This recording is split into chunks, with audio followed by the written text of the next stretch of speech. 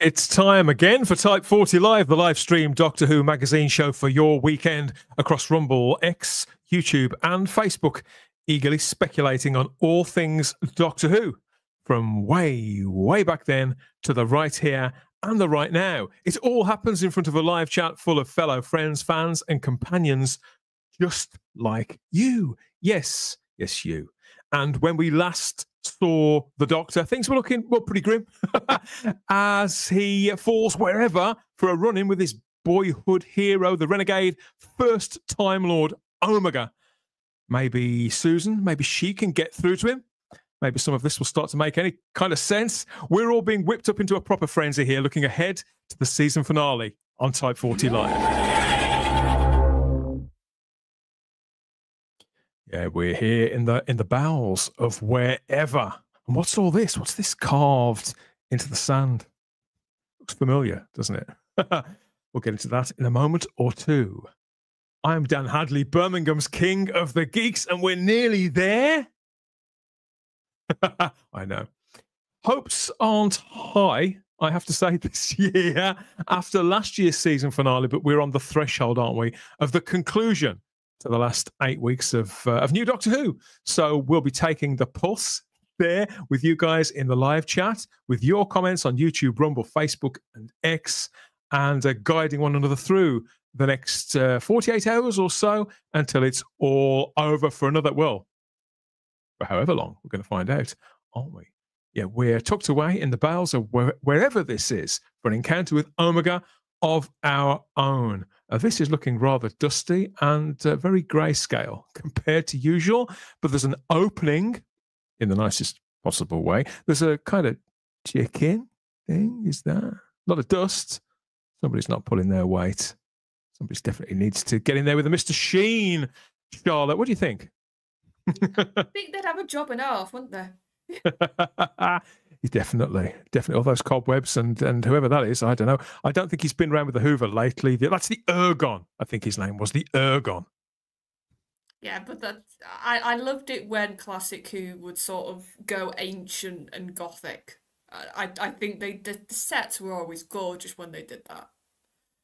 This is the closest peek we ever really had to Omega's TARDIS through that opening. We can make out a few cables and things like that. We're gonna get into there in a moment or two. But enough of that for the time being. How's your week been so far? 'Cause it's been a few days since we caught up. Yeah, no, it's been good. I've sort of been doing bits and bobs for work and other things that I've needed to get done. And then I had a bit of a walk today, actually, because we actually had, the afternoon was quite glorious sun. So I actually got out and had a bit of a walk around, which was nice. You mean to say you've been reconnecting with the real world? Yes, I know. It's amazing, isn't it? I think I have to, because this week on online Doctor Who World, like you said, we've got the finale coming up. We've got a hell of a lot of rumours and speculation flying around. So I think I needed to have a bit of a break because it has got a bit crazy, as we all predicted. It's hard to know where to look, isn't it? Yeah, it's sort of like everybody's either heard something or been passed along to something or knows something. You can tell, like you said, we've got an ending of some description coming. We're going to poke our nose into a few more nooks and crannies as the show continues. We're going to dig up some memories too from the classic era of the show and speculate about where things could go come Saturday for that 65 minutes. And with us on this journey, we've got a game panel of pundits raring to go. I'm happy to say, first of all, he's our real-life time traveller, up with the larks. It's winter for him there in his time zone. We're happy to have the woolly hat-clad Matt Pott back on the show. Yes, my head gets a little bit chilly now. So unfortunately I don't have the proper covering, so I've got to have a beanie now. So, we can see you, we can see your chin. We can hear what you're saying. That's good enough. My few chins, yes. You've got some stickers all over your mic as well. No, they're badges. They're pins. They're badges. Pin badges. Oh, I see. Yeah, there's my little Doctor Who one. Got to have a Doctor Who one. How have you been, Matt? It's been a few days since we caught up as well. You okay? Yeah, still processing. Because I'm well aware that you said you were out, but we've dragged you. We dragged you back in, haven't we? Like the Ergon dragging a couple of backpackers into the crypt there in Amsterdam. I do like a good train wreck, yes. Yes, I haven't seen this story in ages. I've probably watched The Three Doctors more than this story. So I think I've probably seen it twice in my life. So I'm gonna probably have to check it out again because it's been a while. And I'll probably have to check it out before Saturday. Well, the story continues. When you go inside, it does brighten up a little, but not much, to be fair.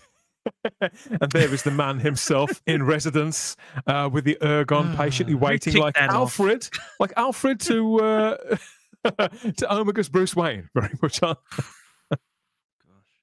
I never quite understood their because it reminds me so much of the Guyver, that uniform. I don't know if you're aware of the Guyver. It's a Japanese manga. So and it's very a fleshy suit. So it's always reminded me of that. But yeah, it looks like something out of Power Rangers. If I didn't know it was Doctor Who, I'd say it was Power Rangers. You know? No, Matt, I can see Rita Repulsa being in there very easily. You know that the eyes are somewhere in the neck of the creature, aren't they? That's probably what's going on. What's going on there? Let's bring on some more of the panel as well. We've got back on the show Mr. Gary Akers. Ahoy, everybody! Nothing warms my heart like the sight of the space chicken. You know, that's always just wearing the wrong franchise too, Gary. Yeah, and that season we had the chicken, we had the dog in Terminus. It was like all animals that season. Like Animal Quackers, or It's a Knockout.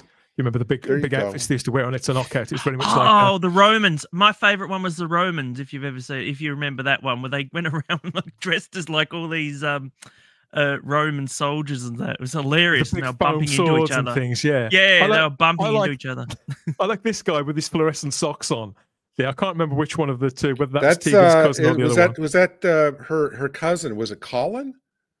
Something like that. I think that was Tegan's cousin. Yeah, but he was a family member, wasn't he? Yeah. That's right. He looks like he's just sort of walked into the room, seen something, he's trying to style it out, and then open the door to head back out and pretend that he hasn't seen what he's just seen. Radioactive socks. That would be my guess. And it's often, I think, the look we get on David Milling's face whenever he joins us for another Type 40 Live. It's like, yeah, this seemed like a good idea, but now I'm here. I don't know. Hello, fellow therapy people. How are we? That picture reminded me of the hemorrhoidal banding procedure I went through. Which one's that? The one with Omega looks like yeah, absolutely. That was actually the original title for last week's episode, but they changed it to Wish World. Yeah, hemorrhoidal banding world. Yes, absolutely. Yes, hello, fellow therapy people, and hello to wonderful therapy people in the chat. My name's David. I am a Doctor Who fan. There you go. David, we've not got to Saturday yet. I think we have to wait. No. Talking about therapy. This is previous from the previous episodes. God Saturday. knows, we're gonna have the nurses on standby with the straitjackets on Saturday, I feel, and the very large needles full of sedatives. Yes, all is well. I'm sorry. Yes, I'm wearing a lovely what can I say, Art Deco t-shirt tonight, which I thought was quite wonderful. There you go. No, are we all doing very well? I see the chat is very busy, and we're doing fabulously, and I'm happy to say that things are looking even better, because anything that we don't pick up on, and if we sort of start to let the side down and drift into sort of toilet humor and general sort of raucous behavior after 2 or 3 months covering this latest season, we're bringing in a ringer. We've got a proper podcaster about to join us, rejoin us for the first time, I think, in nearly a year since we last had him on. Welcome back to the show. It's Mark Who 42 himself. He's just undergone a bit of a rebadging, I think. He's here to tell us all about it, as well as heaven knows what else. Welcome back to the show, Mark Baumgarten. Hello, everybody. You know, I'm a little mad at you and all of your panel. Oh, okay, go on. This starts well. Because all of you on Saturday have except for one of you, have the opportunity to go to the movie theater and watch the finale in the movie theater. We in America, we have none of that. We had that before Disney Plus had it, and they had the movies. They had like several movies in the theater, but this time nothing, because Disney Plus wants us to watch it on Disney Plus. So I'm miffed at the British because they get to watch it in the theater.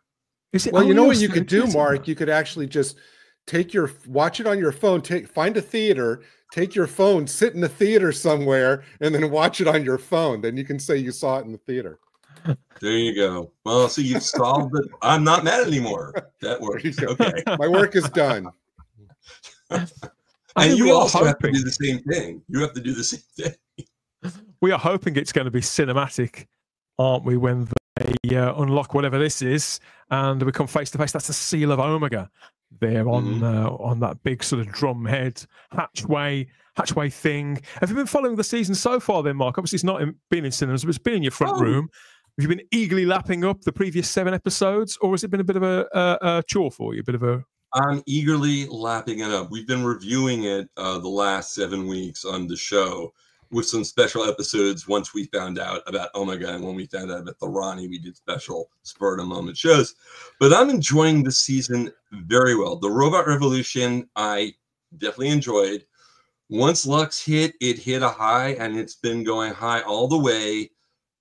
Sword in the Engine, people are saying wasn't. I enjoyed Sword in the Engine, so I'm thinking we're firing on all cylinders this season. It's my favorite season in a while.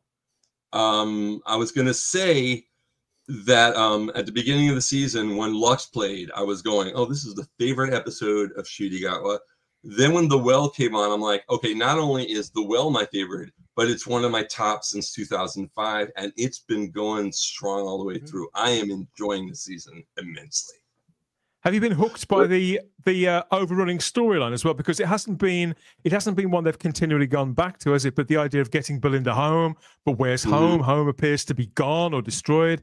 You know, what do you think of all of that? Because they've only got 8 episodes to play with something like that, haven't they, this time?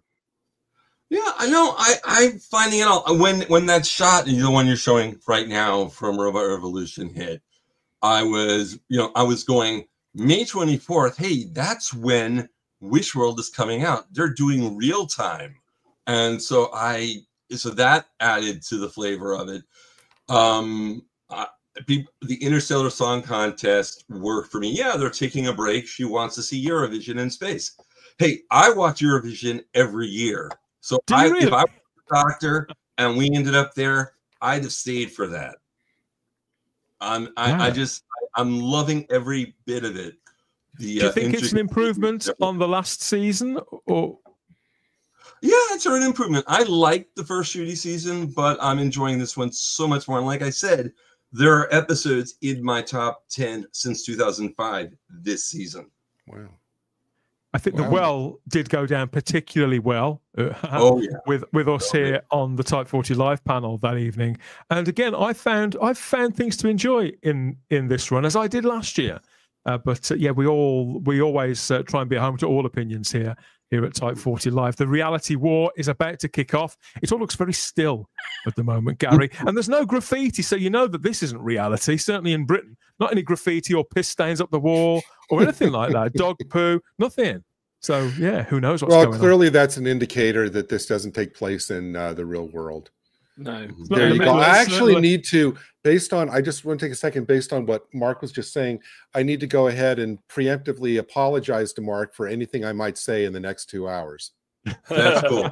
That's cool. Can I just say a big hello to Mark as well? Hello, Mark. Hi. Hi. I've looked at the prices just now for a cinema ticket to go and watch Doctor Who on Saturday. In my local cinema, the Odeon, it's £16 and it's about a third full. Okay, that big screen they've got there for it, which is $33.49 in Australia and $21.44 in the US. So that's in US money. So I am not paying 16 quid to go and watch an episode of what I anticipate to be utter diarrhea. Don't you have like vouchers or something that you can get, discount vouchers? That is with a discount. That is, Yes. but yeah, for normal cinema showings, but for event cinema showings, your discounts are not available. So you get both episodes though, David. That doesn't swing it for you. Yeah, but the thing is, I already paid for a TV license, so I'm not paying for the damn thing twice. It's bad enough to have to pay for it once. They're leading us a dance again, aren't they? I can't wait to see more of the new Rani. Hopefully, they're not going to let us stay in there, and she's not going to see more than usual. Yeah, absolutely, Dan. Absolutely. I have a question. Does every Time Lord since 2005 that's been on the show, are they all dance freaks? Because the Master, when he was he danced in several episodes. The Doctor dances, and Doctor dances, and now the Rani dances. It's like that's all Time Lords seem to do on their spare time. Not in the classic era, that's for sure. No, not in the classic era. Not at all. Did Jodie dance? I'm not sure. No, Dan, you're the but she could barely walk or run. I was going to say, Gary, what was she drinking? Gary, do you not remember the whole rah-rah raspy team thing? Right, right, that was okay. And but I mean, Jodie herself, Smith, I didn't watch half of Jodie's era, so I'm not sure if she danced or not. You're gonna get the only one I watched. Flood doing the quick. You're going to get Mrs. Flood doing the quick step next week with Conrad. I bet. Well, I tell you what, I'd be up for it. It'd actually give us something to do in the plot, which would be a revelation. Ballroom dancing. Let's make a sandwich. There weren't many glitter balls or dance-offs in the classic show. No. They actually focused on story.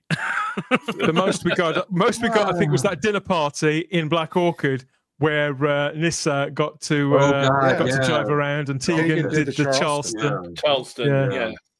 Oh yeah, but that companions always had fun. That was the thing. It was the Doctor that was always like, going, "What the hell are you doing?" Speaking about fun, I've got some good news for you. As of last Saturday, Dimensions in Time has been canonized by Russell T Davies. We joked about it. Yeah, what a sigh of relief there across the panel. At last.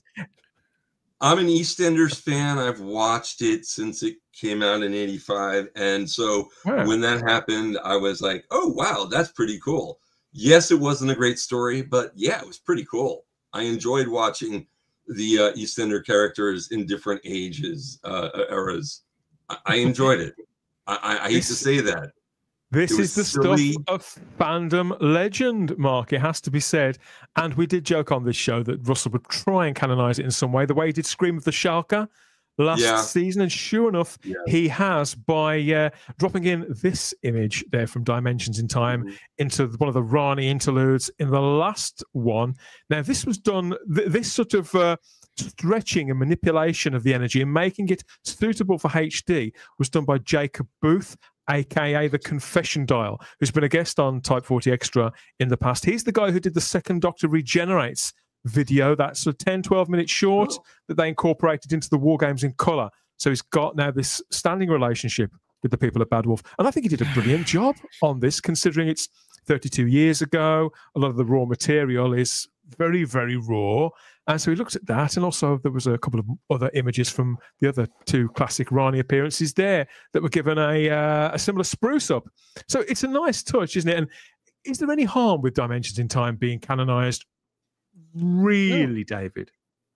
Yes, because I thought, not from a Doctor Who perspective, not from a fan perspective, but I thought from a legal perspective that when Dimensions in Time was produced, it was allowed to go ahead by equity because the actors nobody got a fee because it was being done for children in need on the proviso that it was never repeated. So I'm wondering how they got around that little bugbear with equity. Did they make a donation to children in need, or should they be making a donation to children in need? Because they have effectively reused some material that perhaps they weren't meant to. You know what? I bet there's got to be a get out, because there always is with the BBs. A reason why they can have their cake and eat it. But it's the Dimensions in Time has never had a commercial release, even though people do want one. And there's obviously a lot of extra footage, stuff that was cut out, alternative footage. So who knows? Maybe this might weaken that, and we do get some sort of release of it, because we did for the comic relief one, didn't we, Gary? The Curse of the Fatal Death, that was released on video. I was just about to say we need to get that canonized now. Yeah. Oh, please. That needs to be the next. Yeah, you absolutely. Know that's next on the list. He's not got anything else he can do. Yeah, let's just do it. Might as well. We haven't done everything else, so communicating in farts. Yeah. They're bringing all this into canon, but it's interesting.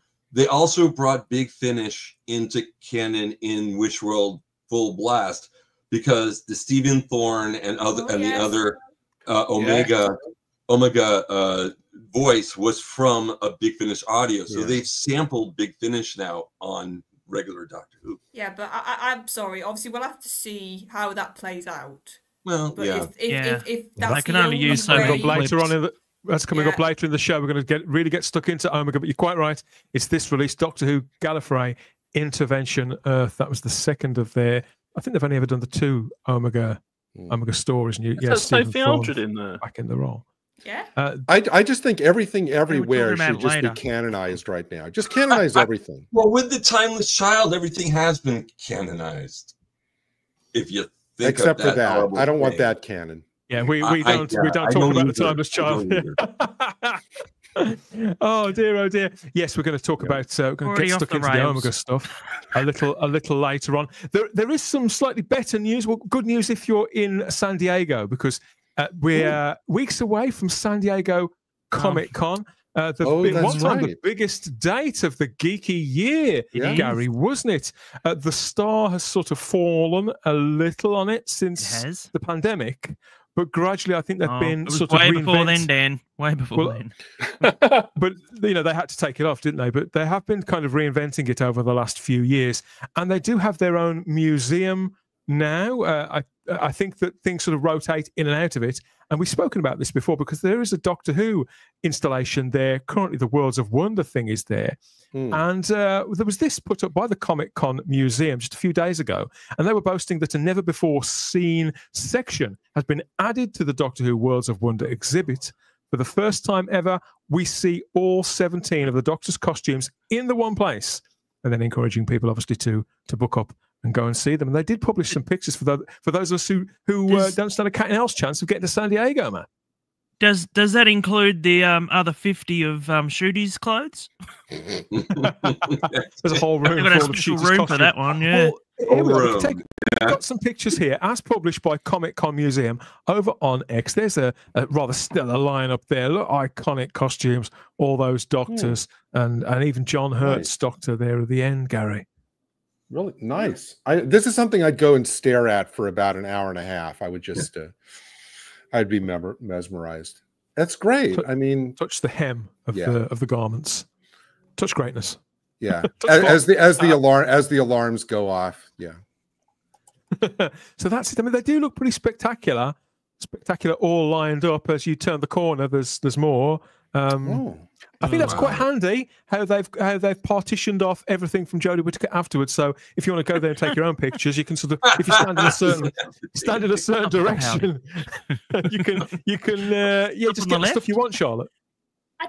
But for me, now seeing David Tennant twice, to me just shows that regeneration has such lost its value. Yeah. Because for me, it needs to be a new face every time. Yeah. And now we're going to have that if they do official lineups of costumes and Doctors. Yeah. Now, just to the right of this picture, Dan, as Matt was saying, is there like a separate annex then down the other direction for all of Shooty's? You can try them on. You can try on his various costumes, and you can mix and match. So you can wear the kilt with one of the other silly things that he wears. Yeah. The kilt, bright white top. You can get dressed up. You can actually get dressed up in the night scene. The nightclub scene. You really, do it well. You can have the skirt. You can have the frilly shirt and the cape. You don't have to wear underwear. No. So, Mark, have you ever been to Comic Con? No, I have not. No, I'm not. I've done conventions up and down Florida and in Dallas, Oklahoma City, Atlanta, but no, I've never. Well, I did Gallifrey one year. I went to Gallifrey, but I've never gone to Comic-Con. You're not tempted after seeing these wondrous outfits there? I know. I gotta get a plane ticket and get over there right now. I mean, wow. No, seriously, I think this would be a great exhibit to see, and I'm annoyed that I'm that again, that I can't afford to go to California. If I could go, Dan, I would distract the guards and I would steal Jodie's outfit and send it to you. Oh, that's a true friend. That's right. Because I know out of all those, that's the one you'd want.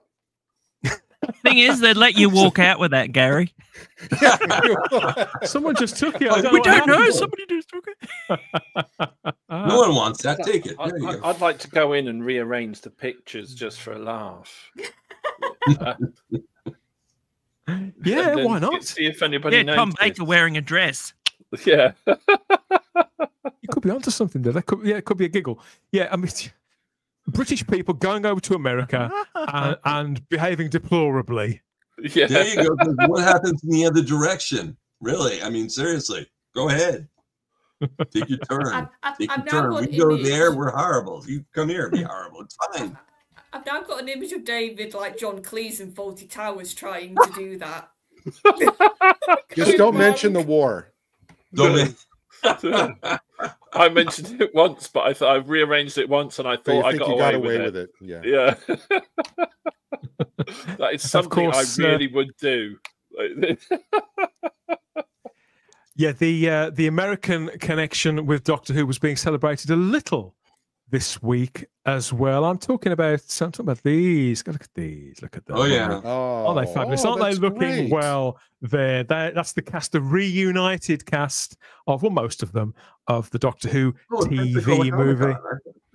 That's there. They are. They were at Pensacon earlier in the year. That's where this particular picture was taken, and there they are back in the day, back in 1996. There on set of the TARDIS. That wasn't it? I mean, this brings back so many memories. But this week was the 29th anniversary of the TV movie screening on British television. Wow. And every year, at this time of year, you know, that kind of Maybank holiday, I always do think of the TV movie and all the hope that was in our hearts for, one night.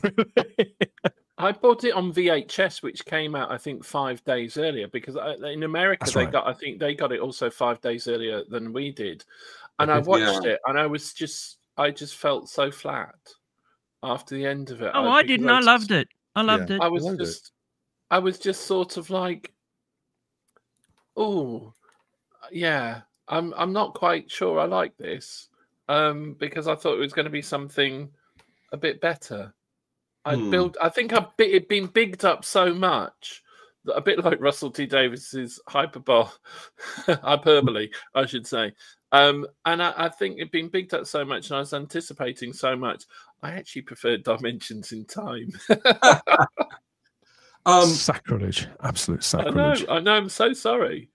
In 2016, in 2016, the 20th anniversary. A convention in Oklahoma City called Geekonomicon had a 20th anniversary TV movie celebration, and they brought me in, and I got to interview and go on stage and stuff with them. And it was everybody, including Gareth, including Jeremy Raddick, who's a friend of the show, my show, Yeats, Gigi, and Daphne, Eric. Everybody was there. Sylvester, Paul, we had the whole gambit, and it was just an amazing time. And I got to experience that on the 20th anniversary. So the 29th, I would have liked to go to Pensacon. That would have been cool. Of course, that means that we're just a year away from its 30th anniversary. There you go. Here on Type 40 and Type 40 Live, you can be sure we'll be marking that. But one of the reasons why I wanted to talk about the TV movie a little was partly to pay our respect to Alan Yentob, who passed away a few days ago. Yeah. Now, Alan Yentob was a positive giant in British television terms, but despite the fact that he never worked on Doctor Who, I always associate him with Doctor Who. So he was an English television executive and presenter. In 1988, he was promoted to the job of the controller of BBC Two, and I think he was the youngest ever channel controller in BBC history. But he'd had like 20 years at that point working for the BBC, working his way up. He took an interest in what was going on with Doctor Who when he moved over onto being controller of BBC One. That was in 1993, by which point, obviously, the move to bring Doctor Who back was well underway. You know, there'd been an attempt that had faltered with another sort of TV movie that was going to come out on video. But Alan Yentob really did push for the show to come back and to attract investors and to really gauge true interest. I think he was aware of an appetite for the show because he was very much like the arts guy at the BBC, wasn't he? And he does turn up in that documentary, 30 Years in the TARDIS, which you could get on VHS, you can get it on DVD now. So he's somebody I've always associated with Doctor Who, David, but he was a giant of British broadcasting, wasn't he? Mostly off camera, but he had been presenting in recent years. And what we got to remember is that Alan Yentob brought science fiction, the Star Trek: The Next Generation, to BBC Two. He was aware of this. I forgot about that. Appetite for good science fiction. Obviously, he'd inherited Red Dwarf as well.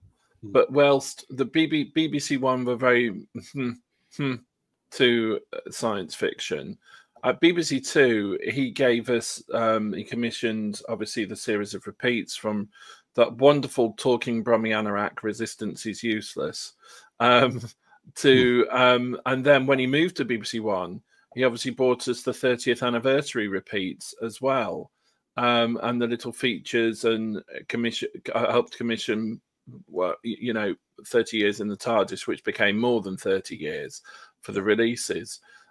So he was very, very pro Doctor Who in a time that the BBC generally weren't. And I do actually think that it was largely down to Alan Yentob and his wanting to keep all sorts of genres on TV, particularly science fiction, that actually secured it did secure the TV movie, and it did also secure, I believe, the eventual return of the series, because he said, he even promoted, I believe, Red Dwarf to BBC One as well. And he despite the fact he was very arts orientated, he wasn't snobbish about these sort of things. He understood populism. And that's the important thing, is that if you're a good drama, if you're a good TV executive, even if you might not, if you take the Michael Grade approach, his Uncle Lou was only concerned about, is this good TV? Michael Grade was more of, and Jonathan Powell were more sort of snooty towards science fiction, because they were more in favour of entertainment and period drama, or serious drama. But the thing is, with Alan Yentob, he was more of a kind of a Greg Dyke type, which was, is there an audience for this? Yes, there is.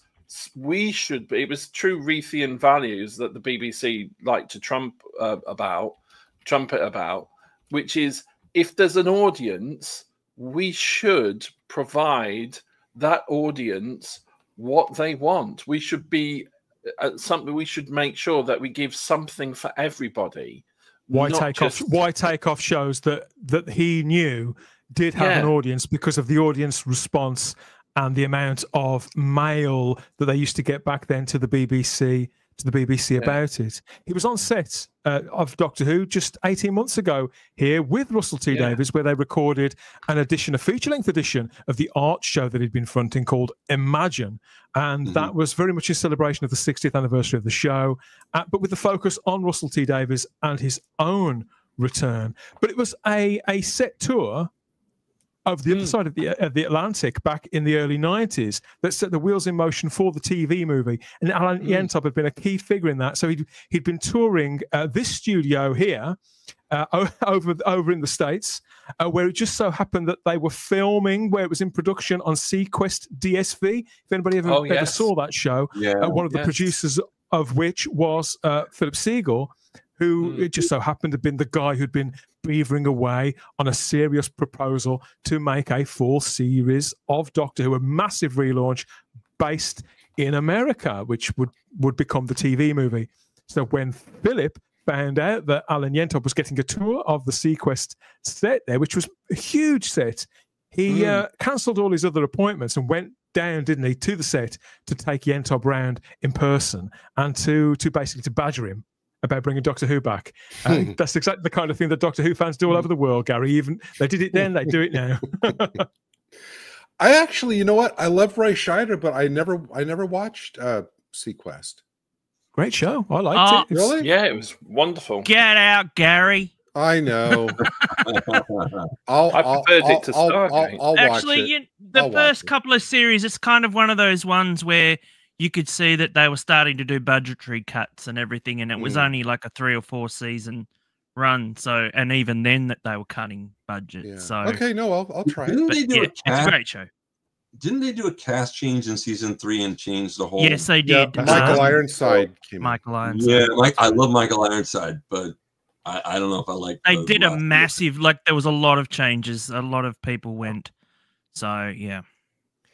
Alan Yentop was impressed by the scale of it. Philip Siegel's enthusiasm for Doctor Who, and although it still would be a couple of years until Doctor Who would come back in one form or another, on his return to London, Alan Yentop didn't forget, and he pushed and pushed and pushed and pushed for Doctor Who. And eventually it came back. It took the best part of another 10 years until it was back on screen regularly. But Alan Yentop was always in Doctor Who's corner. And for that, I think just taking a little time to pay our respects there to somebody who was genuinely a man of the arts and who spent a lifetime in television when it was really something to boast about, making real changes, as you say, for geek culture, David. I'd forgotten about all that. Without him, that Def 2 slot, everything that he pushed through with showing both brand new shows from the States and digging into the back catalogue. We really do owe him a lot. It was wonderful because then I know Jane Tranter will get a lot of the credit and Caroline Hegarty, but the fact is that it needs somebody to do the not very attractive groundwork, and often to keep something in just being mentioned and in the public eye. And he did that groundwork, and he kept it he kept it present and kept it sort of alive with a few repeats here, there, and everywhere. And I truly believe that without his grafting and his appetite to keep it going in those, as we call the wilderness years, I do feel that he kept an interest going around the BBC and he kept the conversation going. And without him in that role, I do feel that we would probably not have got to the state of a relaunch in 2005. And so I was very saddened when I heard the news that he died. I loved his show Imagine. I thought it was very thought-provoking. One of the ones he presented, which was one about the story of Freddie Mercury that was taken from the film The Great Pretender, and he oversaw the edit to put it out on BBC One. And I just thought he was not only was he a brilliant executive, he had his finger on the pulse for the arts, and his programs were always eminently watchable. And he will be a really true sad loss to the BBC and the arts department. Alan Yentop, who died this week, heaven knows what he'd make of all our nonsense here on Type 40 Live as a broadcasting pioneer. I'd like to think he'd be all for the independent sector now, for people sort of being, for empowering people and broadcasting in the way that we do and lots of other people do. But I think it is time that we, in the spirit of open media here, we reach down to our own Whoniverse there in the live chat on YouTube, Rumble, Facebook, and X, and connect with you and find out what you're saying about all of this so far, about Alan Yentop, about the Omega's underground layer there, and about the Worlds of Wonder, those costumes over there in San Diego. Let's see what you've got to say about all of that while we get ready for everything else. I'm Leela over 70, and you should watch time-rotor.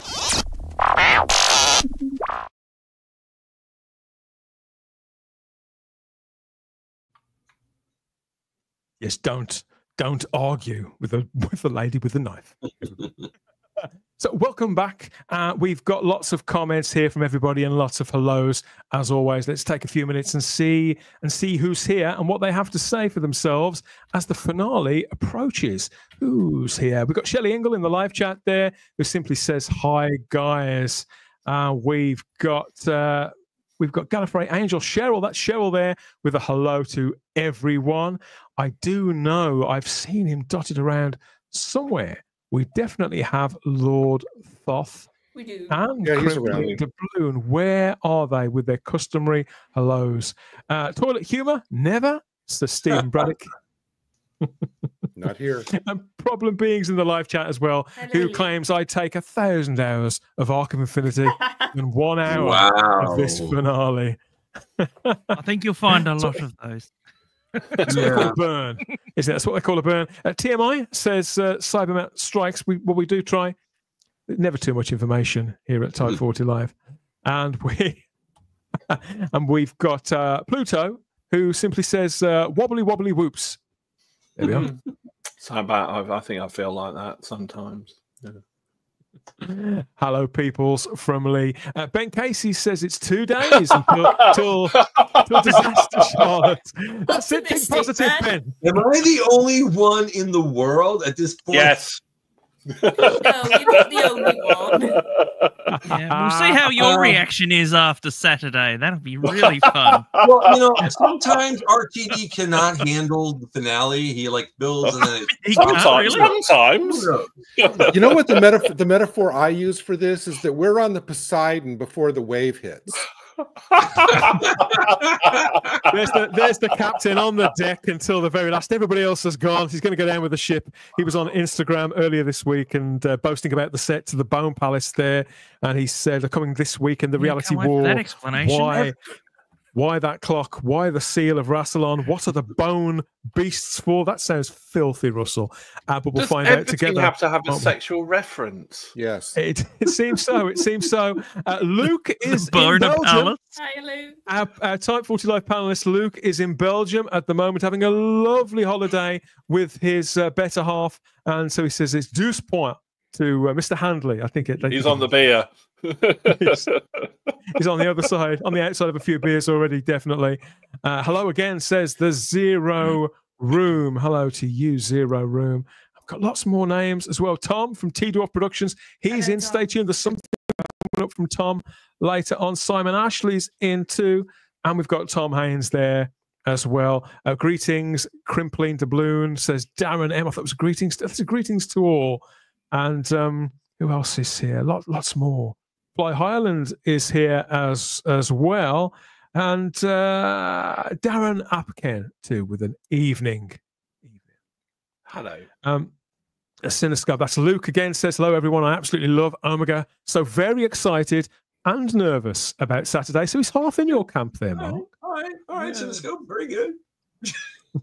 Can I just say really quickly as I was listening to all of you kind of talk about Alan Yentob, I was just thinking how desperately we need a programmer like that who's focused on populist entertainment and reaching the widest number of people with the highest quality shows, because we are bereft of anybody like that now. So yeah, the problem is now you look at the output of the BBC and you can tell that their focus is no longer what actual normal everyday people want to watch. It's either something that's very clearly an award bait sort of program, or it's sort of something that you can tell it's been done because it's important. Mm-hmm. And then it's just whatever they fancy. There's no cross-broad appeal shows, I would argue now. Oh, I don't know, Charlotte. Sort your life out with Stacey Solomon's, all right? Oh yeah. But that's the thing. One of the things I saw from my childhood, I loved that we had that Saturday slot on BBC Saturday night, and it wasn't just Doctor Who, but Doctor Who very much sort of strengthened that slot of, you would have those family entertainment shows, you'd have those adventure shows, you'd have fantasy or sci-fi or something that just wasn't the normal programming. Like I said, from Robin Hood to Merlin to Doctor Who, to even the Musketeer show they did near the end, which I quite liked. They had that setup, and you just don't have that anymore on the BBC, and it's so sad. Yeah. Everybody's allowed the odd, slip up, aren't they? But it has been a while since the BBC kind of had any kind of real identity or an editorial sort of policy which put the viewers first. I think that's the reason why they're so unpopular and why there's more people practically by the month choosing not to take up a TV license. Philip Royce says, knowing Russell T Davies' penchant for animal monsters in New Who, do the panel think that the seal of Rassilon may turn out to be an actual seal? I hope. Keep a couple of sardines handy, shooting. I love you, Philip. Oh, that's fantastic. He's got a point. Wonderful. Is it dolphin friendly though? Is it dolphin friendly, or is it not? Are we going to get a big polar bear coming to eat a seal? I don't know. It's going to be.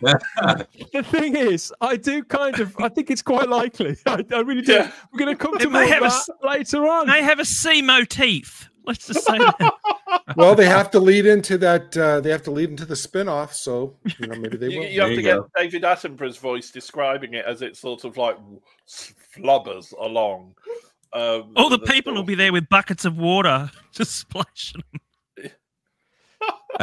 Ian Scales says, I wonder if it will end up with the Doctor doubting doubt and cancelling the Rani's plot.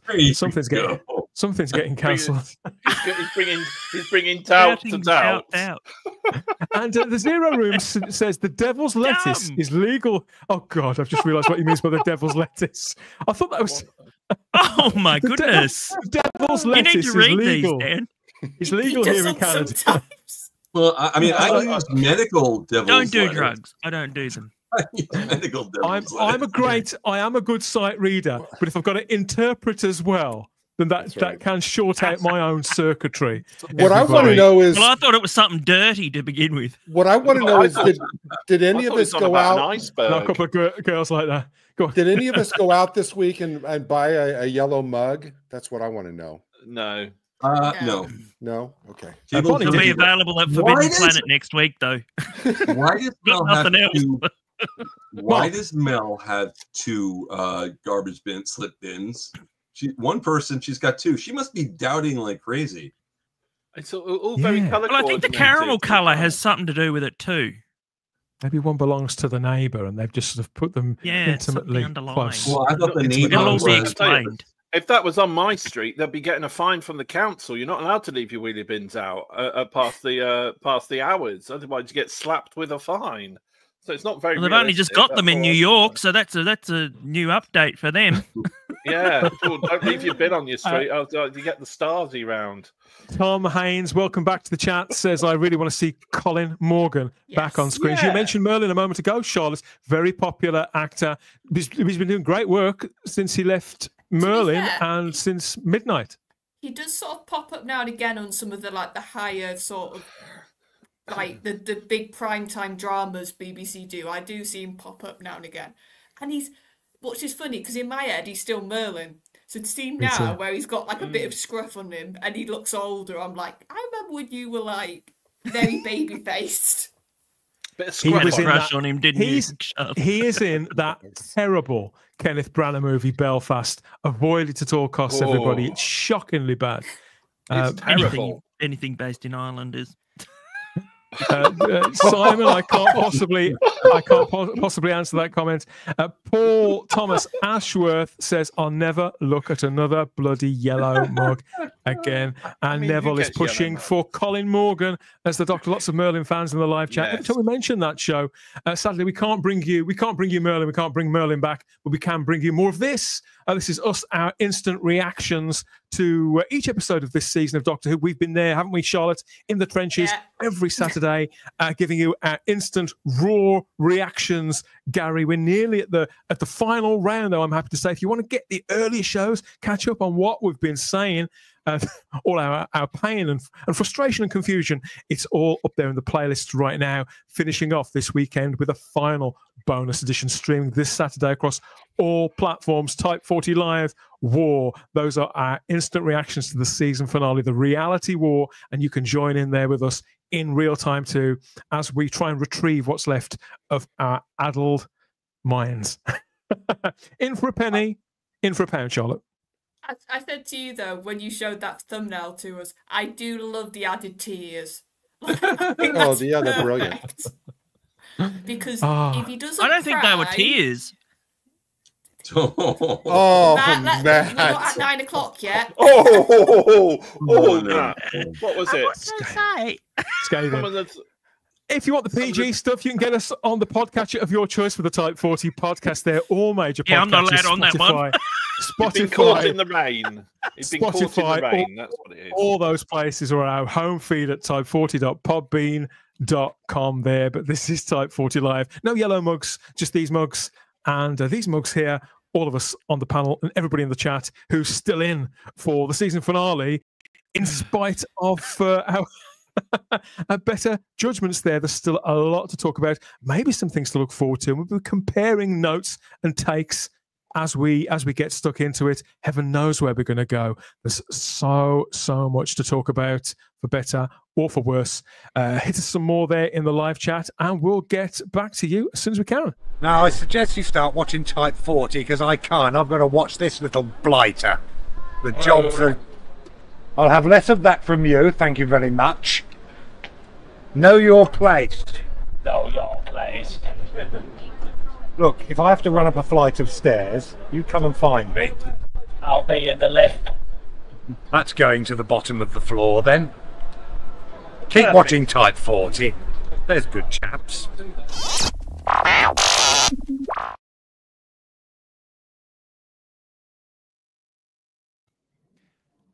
We're here at last. 24th has been and gone, and we're up to our next in it. Our minds are somewhat battered from the last few weeks, and particularly last week, where it was hard to work out exactly what was going on. But what a cliffhanger! I have to say that was a really great cliffhanger to that episode. Shooty Gat was Doctor there, plummeting wherever. He's in long trousers for the time being, at least. It probably won't last. They'll have him stripped to the waist in next to no time, but it is continuing in just a couple of days' time there. The Ranis are looking very pleased with themselves. I think they've got him kettled, don't they? And heaven knows what they've got planned for Omega. Either of the Ranis going to double cross the other? I think that's what we want to know. That's the question at the forefront of my mind, David. Otherwise, why? Come on, you can do it, girl. I'm rooting for you. Why keep them both there? But this is the reality war, the season finale, again written by showrunner Russell T. Davies. We talked about it earlier on, but it's finishing off with a premiere there in at the same time as everybody getting it on TV and streaming. It is there in some select cinemas in Britain there with this two episode finale special event on the night. One hell of a journey home. So let us know if you've got tickets, if you have booked up, if you, I don't know, maybe your family never quietened down while you're trying to watch Doctor Who, or maybe you just fancy seeing it on the big screen, or you've got a season ticket to the cinema anyway that includes this. Let us know. For the rest of us sort of slumming it on the sofa, it's there on Saturday the 31st of May, 6:50 p.m. and it runs for 1 hour and 6 minutes there, so that'll take it up to the 8 o'clock mark, won't it? It also gets a simultaneous drop on iPlayer and in relative terms over on Disney Plus. There is a time lag on Disney Plus, isn't there, Gary? We talked about this a little last week. There's like a 10-minute lag, so it doesn't start until 7. I guess, yeah, that's what somebody was saying, is that Disney Plus over here doesn't. I mean, no American, all American shows on all channels only start at the top and the bottom of the hour, not like at 15 till 10 till. I actually find this interesting in the graphic you're showing, Dan, where it says next, you are at the last episode. I wonder if that's actually a hint. I wonder if that's a hint for foretelling for something. Yeah, and the other thing really that I was wondering is, all the episodes this season, you know, everybody's been watching them at different times, you know, 8 in the morning, whatever. But this is the first episode where the entire, you know, so watching it at all different times, the psychic trauma has been kind of diffused because everybody's watching it at different times. But this is the first time that the entire world will have this kind of collective group psychic trauma all at the same time. And I'm wondering kind of what that's going to do to the world. The ratings are going to go up through the roof. See, I Gary, think I it have a make them question go for down. Yes, sir. Yeah. Okay. I'm with Charlotte. Did you hear the recent news that HBO Max in October loses the license for the 1 through 13? Oh, I That hadn't. makes sense. Yeah, I'd say. Yeah, it was just announced. Dan's the likely one to know that. I don't follow stuff like that. See, what's interesting about that, if I was Disney Plus and I'm showing Doctor Who, I wouldn't want just 2 seasons. I would want the whole back catalog. The fact that it's opening up, could that mean that Disney Plus is going to keep it so they get everything from Eccleston now and they go with it? It's a possibility. I don't know if it's going to happen. I think the neatness of the end of the HBO deal, the HBO Max deal, and the conclusion of the deal with Disney Plus, because Disney Plus are not continuing with Doctor Who, although that hasn't been officially announced. It hasn't been officially announced. We don't know. Our sources at Type 40, we broke this story back in February, along with the departure of Ncuti Gatwa. So this is, sadly, for the time being, certainly Disney Plus are not in the equation, and Bad Wolf and BBC Studios are looking for an alternative global streaming home. Their efforts are continuing.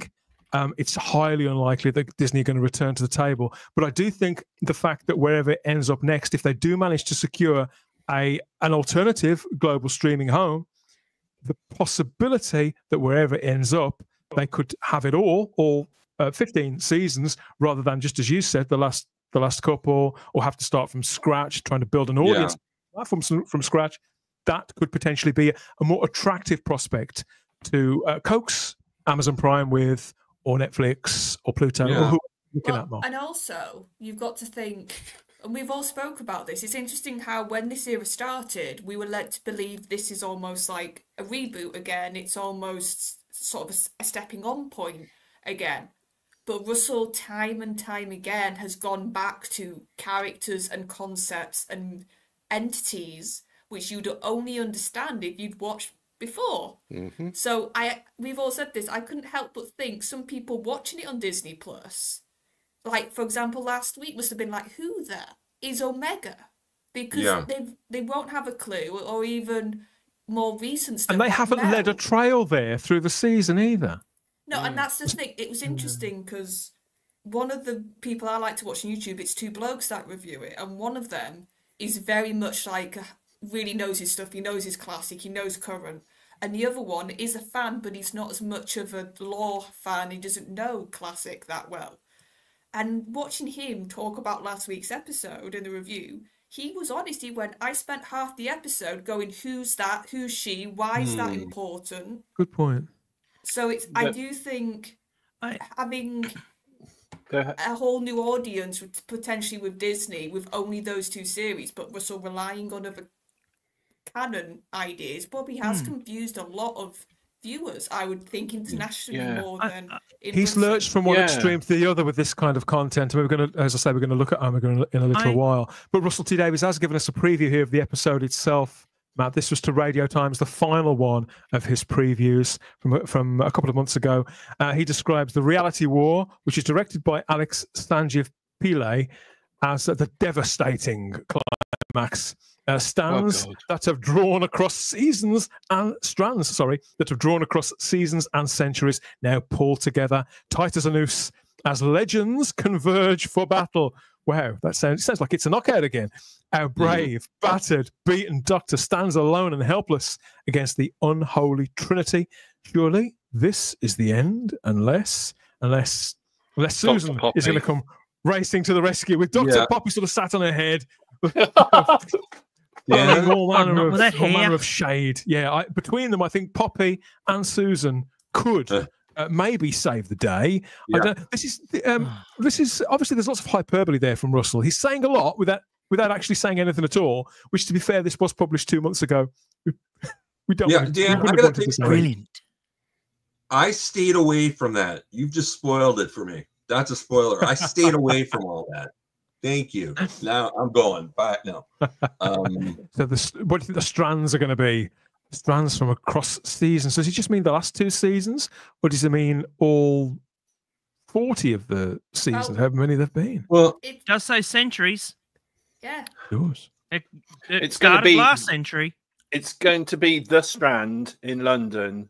That's drawing a big picture. And I'm putting it on a multiplex screen, aka Piccadilly Circus, and there's going to be dancing chimpanzees with seals and maybe even a pufferfish. I feel that's going to be. Well, I don't know. I want what he's got having, but I tell you, it can mean absolutely anything with that hyperbole. It really does. He's just sort of picked. It's like Russell's done the Russell thing of having an idea for like, right, let's go to my thesaurus. Big and dangerous. Those are my words. What's every other word I can pick, and just jam it together, because there's not actually a lot of detail there. If you look, Mark, as you can tell, Russell has rather worn us down with this hyperbole. Yeah. I've got quite a high. I've actually got personally quite a high tolerance for this sort of thing, and I always used to in all fairness, I always used to really enjoy it. But I think the times have changed, and perhaps he's kind of marketing the show in the same way that he did 20 years ago. Yeah. And now we're all connected in a much more sophisticated way. We talk about these things between ourselves, and Russell still has this kind of lofty, superior tone to how he's conducting things, which I think has put him at odds with a lot of the viewers. I mean, how do you respond to this sort of thing? And obviously, you've got your own listeners over on your podcast, Mark Who 42. Where are they with this? Are they excited? I'm hearing positive things. I mean, we've been talking positive. We've been getting reactions that are positive. I do want to put something on what you just showed. There's the unholy trinity. I think we're being thrown completely off, and it's the 3 fans from Lux. They're the no, the unholy trinity is I know it's Russell, Moffat, and Chibnall. Oh, there you go. Here we go. You know, every time someone says the 2 Ronnies, I'm thinking Corbett, and I can't handle not laughing when someone says the 2 Ronnies. I'm still waiting for Barbara Dixon. Yes, he's promised quite a lot there. A devastating climax. Let's see how it works out for Russell T Davies. There, he seems very confident, but then again, when doesn't he? Even in the face of abject failure, that's what we used to get from Russell T Davies. So. Yeah, I like the fact that we know very little. A lot of the publicity pictures, there are a lot fewer of them this week, and the ones that are out there are quite nondescript. We can't really tell a lot from them, but we can tell a little more from the trailer, and even better when it's a fan trailer. Check this incredible effort from Gallifrey Forever out. We will find him. The one who is lost. And then the great work begins. Tell me who you are looking for. Omega.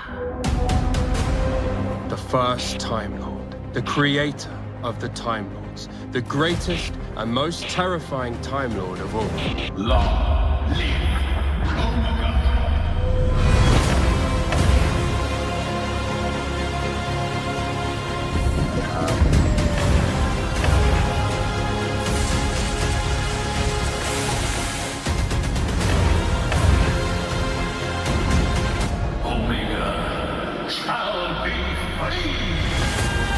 Omega. With his body, I can construct a new Gallifrey. I swear, I will stop you.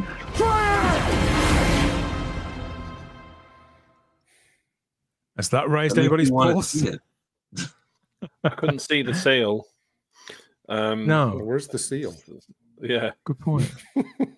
apart from that, it looks quite good when talented fans manage to make it all look, give it that blockbuster feel that we need these episodes to have. But to be fair, all the finales in Russell's original tenure did have. Nowadays, all we seem to get from the official channel, Charlotte, are like 20-second trailers.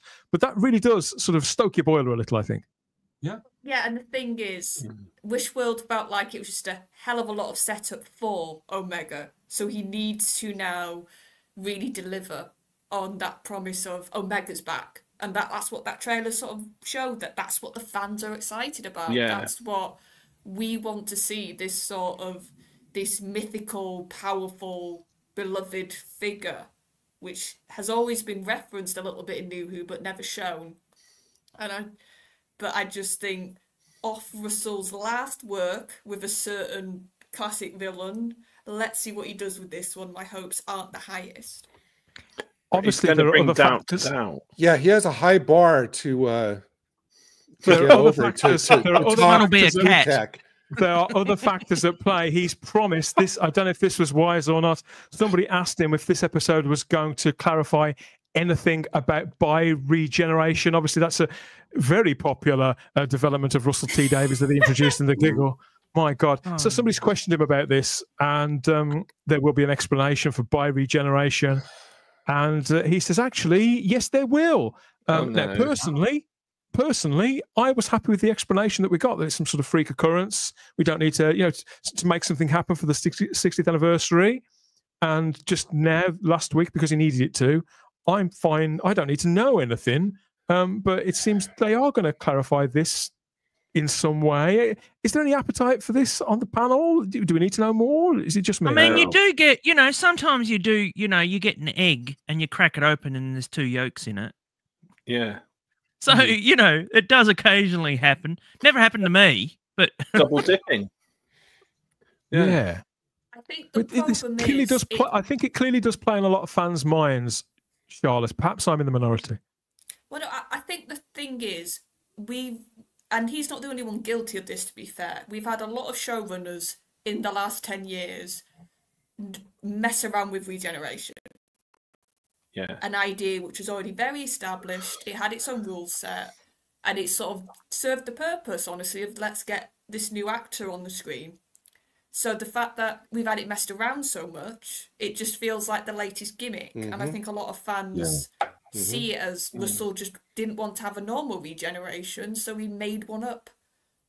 And if I'm like you, if it takes away from other things, like if it takes away from characters, if it takes away from Omega, from the Rani, from Susan, that's still a thread that he needs to sort out. I would rather he spend his time on that than explain this when it's a nonsense thing to me, which Russell invented because he wanted to have a new shiny toy. Yeah. I agree. At the forefront of my mind is you can't dangle a carrot. Sorry, Caroline. You can't dangle a carrot like Susan, like the Doctor's granddaughter, and then not follow up on it with a decent amount of screen time. And I am looking at that 65 minutes, considering all the things that it's got to do and accommodate, celebrate a Doctor Who legend of this enormity returning to the show. How can it possibly do all those things effectively, Gary? I'm really worried about this. To me, an entire episode should have probably revolved around this character alone. Yeah. I promise that I'm not like sitting down with my arms crossed, daring the show to make me like it. However, considering the laundry list of things that need to be addressed and wrapped up in this, not going to go through them all. We all know what they are. I can't see that even 65 minutes is enough to prevent this just from being a bloated, just, throw everything against the wall. I just don't see. I mean, there's too much to wrap up. Really quickly, to Charlotte's point, she's absolutely right. I think that since all of New Who, I think, has really kind of watered down the mystique, the magic, the mystery of regeneration, to where now it's like, oh, I have a splinter. Let me have some regeneration energy, to make it. It's like, oh, come on. It's part of the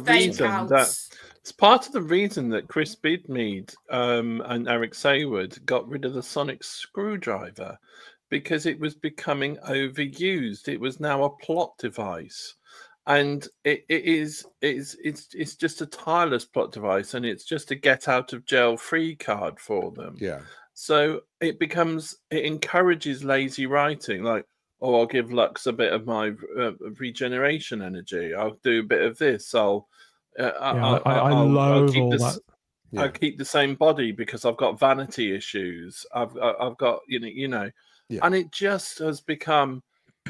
It has become using a massive TV, a massive series event. And it's become just sort of like we'll just do a bit of that then. Just a bit of glowy energy and that'll be fine. Dom suggests that Susan could turn out to be Rogue.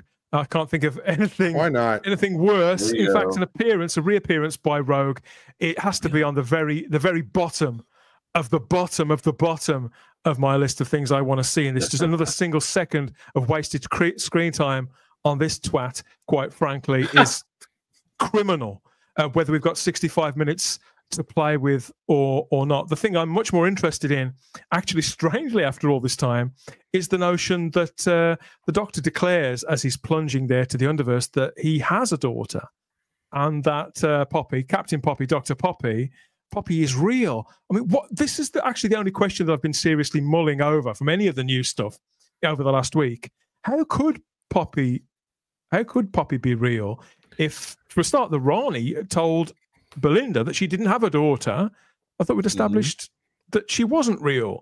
Or is this just going to be more mumbo-jumbo and hokum to make something else happen that they need to happen? We've been following this over the last few weeks, Mark, because we thought we were all going nuts when the same very young actress turned up there from Space Babies in the story in the engine, seemingly randomly walking around a street there. But it turns out it is going somewhere. It has gone somewhere. Whether it'll be somewhere affecting the loo, heaven knows. Have you been following this story, and where do you think it's going to go? Yeah, we've been following it. You know, Poppy. Oh wow. Could Poppy be a timeless child? Could it be I mean, there's so many things it could be. Though we were throwing that one out. The thing about this is Poppy. Okay, from Space Babies, they created the computer created a bad guy because they needed a bad guy, right? Yeah. Could the computer, the same computer, create a hero? And then where's that going to lead? If it could. Is Shooty made out of snot? Maybe. Maybe there could be a snot Shooty. It's not. Yeah, I want the snot monster back. There you go. Yeah, fans have sort of been circling back to a bit of dialogue, which I've seen a lot online in, I think it was The Devil's Cord, when Shooty's doctor was looking out and he said, he was referring to himself being somewhere on Totter's Lane when he could... And then he was talking about Susan, and he said to Ruby, "I was a grandfather before I was a father." And a lot of fans have sort of took that bit of a line of dialogue, and now, like you said, the fact that he says Shooty's the doctor says Poppy's real. I have a daughter. So I think the theory that I've seen going around with that dialogue, which was said in his last series, and now the stuff with Poppy. Is Poppy possibly Susan's mother?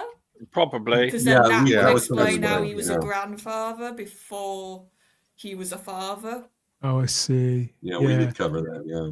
So Crimply the Balloon suggests that Poppy Poppy could be Jenny, the doctor's daughter. It could be the same character. Why not at this point, Gary? Why not? I want Poppy to be Jenny, to be Susan, to be Rose. Which version of Rose, though? Which Rose? iPad Rose says that Poppy, another flower name like Rose. That's convenient. At least the Snot Monster never did interviews insulting the fans. Yes. Says the Morphine. That's true. I don't remember him ever telling us to touch grass or to touch snot or whatever you call it. That's what I wish the spin-off was. The hold Snot on to your Monster. hankies. There you go. Yeah. We've got Jess joining us. What happened to the nappy in the live stuff? chat The stuff as that was well. made out of the nappies. Lots of new names in the live chat. I'm happy to say on YouTube, Rumble, Facebook, and X. Lots of comments here, including from Jess, who's been firing out various opinions. Firstly, we, and I emphasize, we will not see future Doctor Who, and I emphasize future Doctor Who reflects anything past Capaldi era. So Jess is denouncing everything that's happened since Twice Upon a Time. I think that's the general gist of it. A lot of people do feel that way, and I do understand, Jess. I do. Highlight the big positive for this season. I may have mentioned it a time or two. Is Verda Sethu as Belinda. She's been fantastic all the way through in her night gear. Even better. I thought she was great in the last episode, and playing it very, very straight with maximum truth, and in some ways very grounded as well. I got the impression that she knew what she'd anchored onto about playing this character, or this version of the character. Very concerned about her husband, very concerned about her daughter, and so she was playing the truth of that. Unfortunately, in this episode, everybody else is playing it like completely off the scale, as over the top as possible. And so Belinda sort of stands out a little bit like a sore thumb, I think, in this, as if she's acting in another episode entirely. I think that's a big shame, because this character, may not be anything more developed than any of the others, but they cast it so well. I do hope. I'd like to think we'd see her again, but I think it's more likely that we won't. And so I do hope they take the time to give her a decent send-off there and some sort of closure to her story. We've got this brand new image that was released earlier today at some point in the episode. I mean, what an irritating. Yeah, for me, I just crop I just crop it to the final sort of third of that image on the right.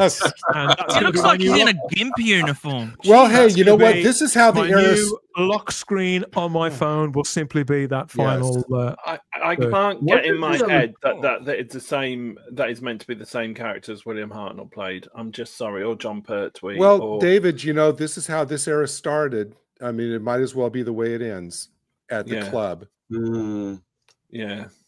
I hadn't thought of that. Yeah, it's all closing out with this. I would not want to go to a club like that. No. Seriously,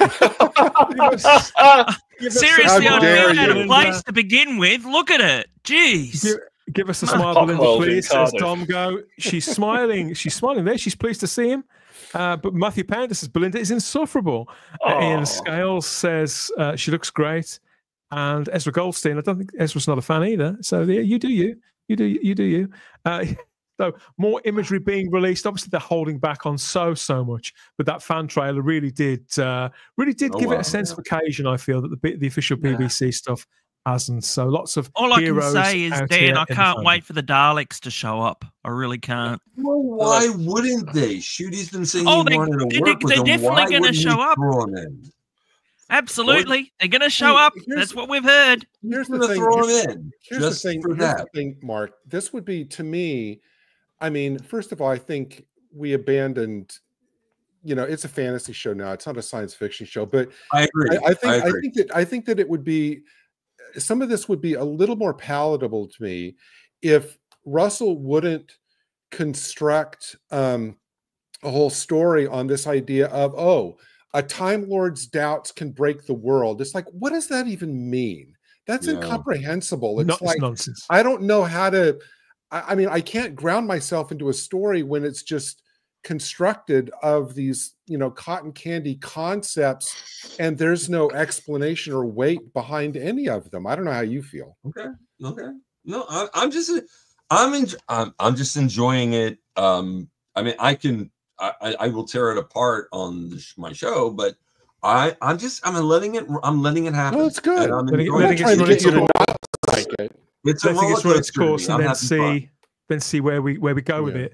I have appreciated that sort of back to basics approach here to a lot of this season. Do I think it's delivered it's delivered in fits and starts. I think we were getting somewhere very, very slowly. But I'm afraid that sort of infestation of ideology has still been holding it back. Russell T Davies' priorities are still all wrong. I'd like to think he'll have rediscovered that kind of populist touch that we were talking about earlier on when we were speaking about Alan Yentob, and from Russell's original tenure when it comes to this finale, the reality war. But on the strength of last year's conclusion, the odds are that's not going to happen. 6:50 p.m. on BBC One. In the cinemas, you're going to get it as well in a double bill with Wish World. So if you're over there, if you've got a ticket for that, you're going to put your feet up in the cinema, then let us know. It's dropping at the same time on Disney Plus, near enough, and on the iPlayer as well. This could be a real event for Doctor Who fandom. It's up to Russell T Davies really to not let us down. Okay, time for a break. I think this is the Type 40 Live ad break, where we dip in to TV gold, golden faces and golden voices. That is from Doctor Who's own distinguished long past. Some of our legends are here to flog us all manner of bits of household tat in the pre-Amazon days. So here's a selection of classic adverts. We'll see you back here in a couple of minutes.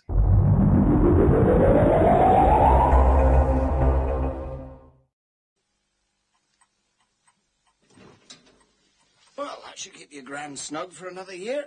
We've got gas central heating in our house. Oh, you'll be even snugger than your gran then. Where's your head? Thanks. People over the road have got central heating. They did it last week. On your own? No, I had a few mates to help me. Whether you're big or small, with service care from Southern Gas, you get service that cares.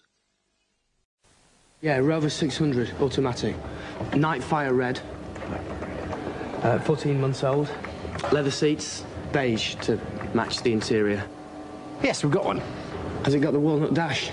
At Rover dealers, we believe you should have the same choice of used cars as new ones, which is why every dealer has access to thousands of quality-checked used Rovers. Yeah, what's this about you writing off CJ's Rover?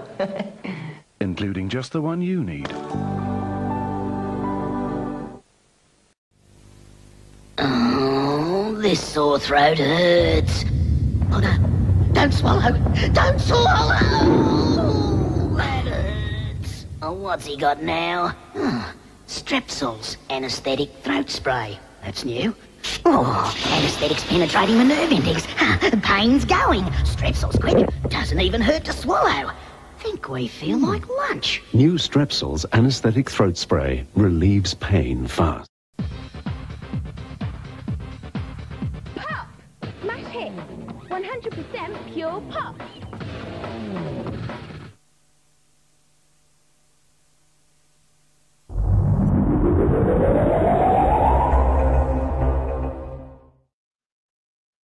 Welcome back to Type 40 Live, covering the future, the present, the past of all things Doctor Who here on Rumble, X, YouTube, and on Facebook. This is the Big Who. The panel are back, I think, all better now from our break, and we'll see where you are as well as we get stuck into even more Doctor Who talk from across the Whoniverse. I know, it's all got a bit silly. Yes, I know. I think that's Sarah Jane's way of telling us not to be so silly in future.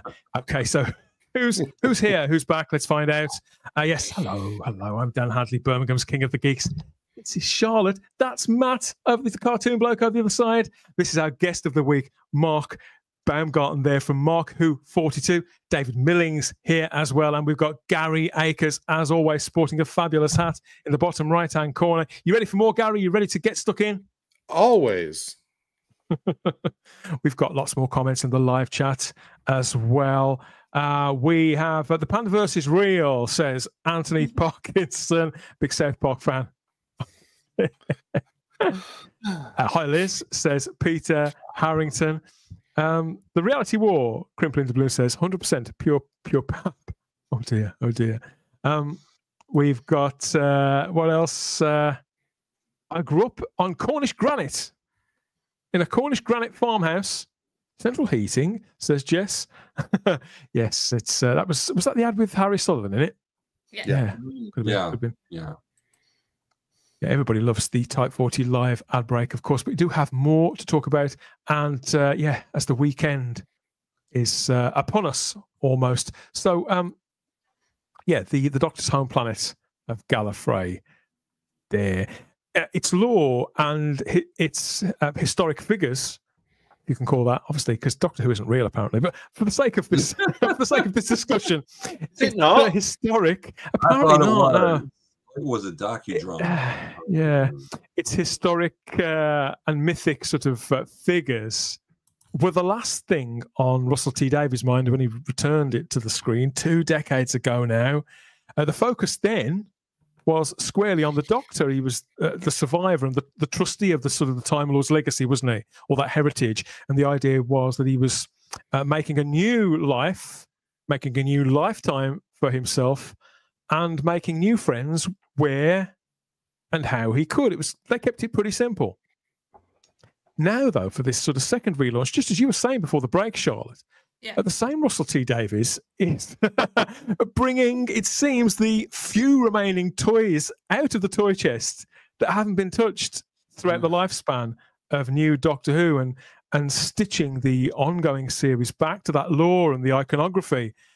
And just a week after bringing back the Rani, who, let's be honest, the fans kind of wanted her back and were a little bit fascinated with this character. The general public had no idea who she was. So a week after that, you're right, he's sort of reframing the legacy of the Doctor's people and breaking the seal, on another of the most wanted sort of villains from the classic series past, but only demanded by the fan base, the dedicated fan base, who at the same time, Russell and his predecessor, Chris Chibnall, took every opportunity to disenfranchise. It's wildly inconsistent. Omega, as was speculated for a long time, he's turned out to be the one who is lost, as described by the Rani, and detailed as the first Time Lord there, spoken of many times in the series past, initially created for the series' 10th anniversary there back in 1973, but then went unseen, didn't he, until its 20th anniversary in 1983. The current showrunner, his output, it's hardly his best work. I don't think that's any real secret, is it?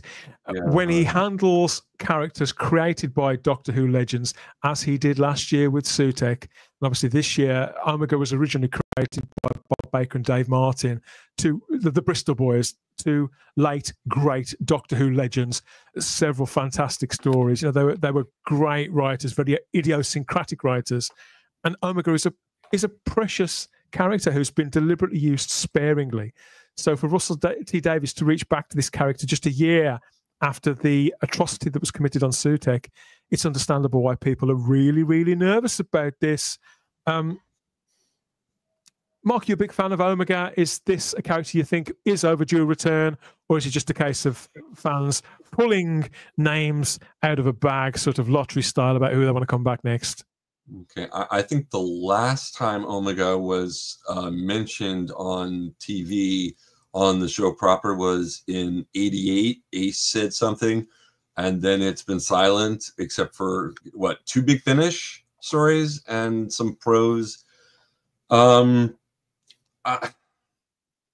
Sutekh was there, I was like, oh wow, this is gonna be great, especially because they basically redid the entire scene in the Devil's Court. So he had to show up. But Omega, I don't know. I liked him in the Three Doctors, Arc of Infinity.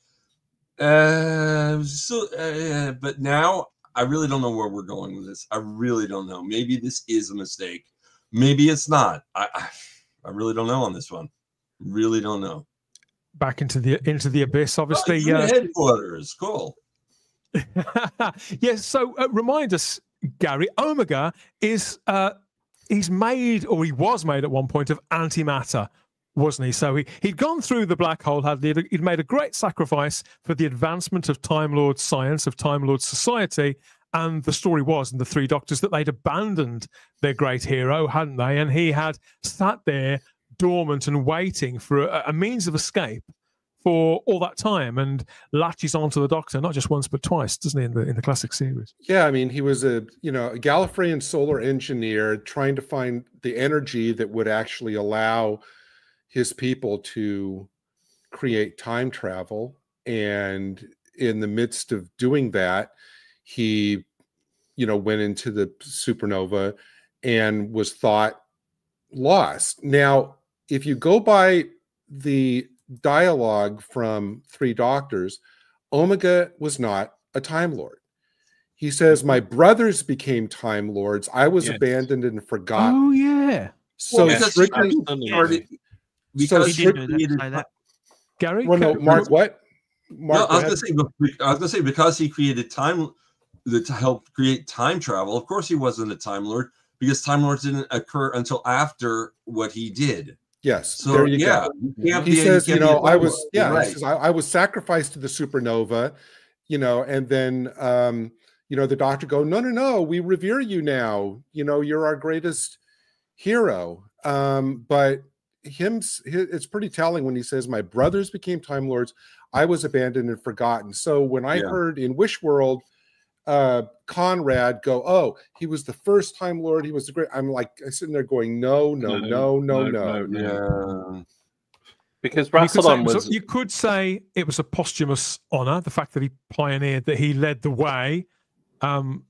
You could argue that. I mean, maybe they're digging deeper with some of that because they've obviously adopted the symbolism, because the seal of Omega, it was originally a detail, wasn't it, on the costume for the character in Arc of Infinity, that the fandom have kind of embellished and turned it into a sort of opposing icon to the seal of Rassilon. But it's quite clever how they've done that, and it just goes to show that they are keeping an eye on what the fans are doing.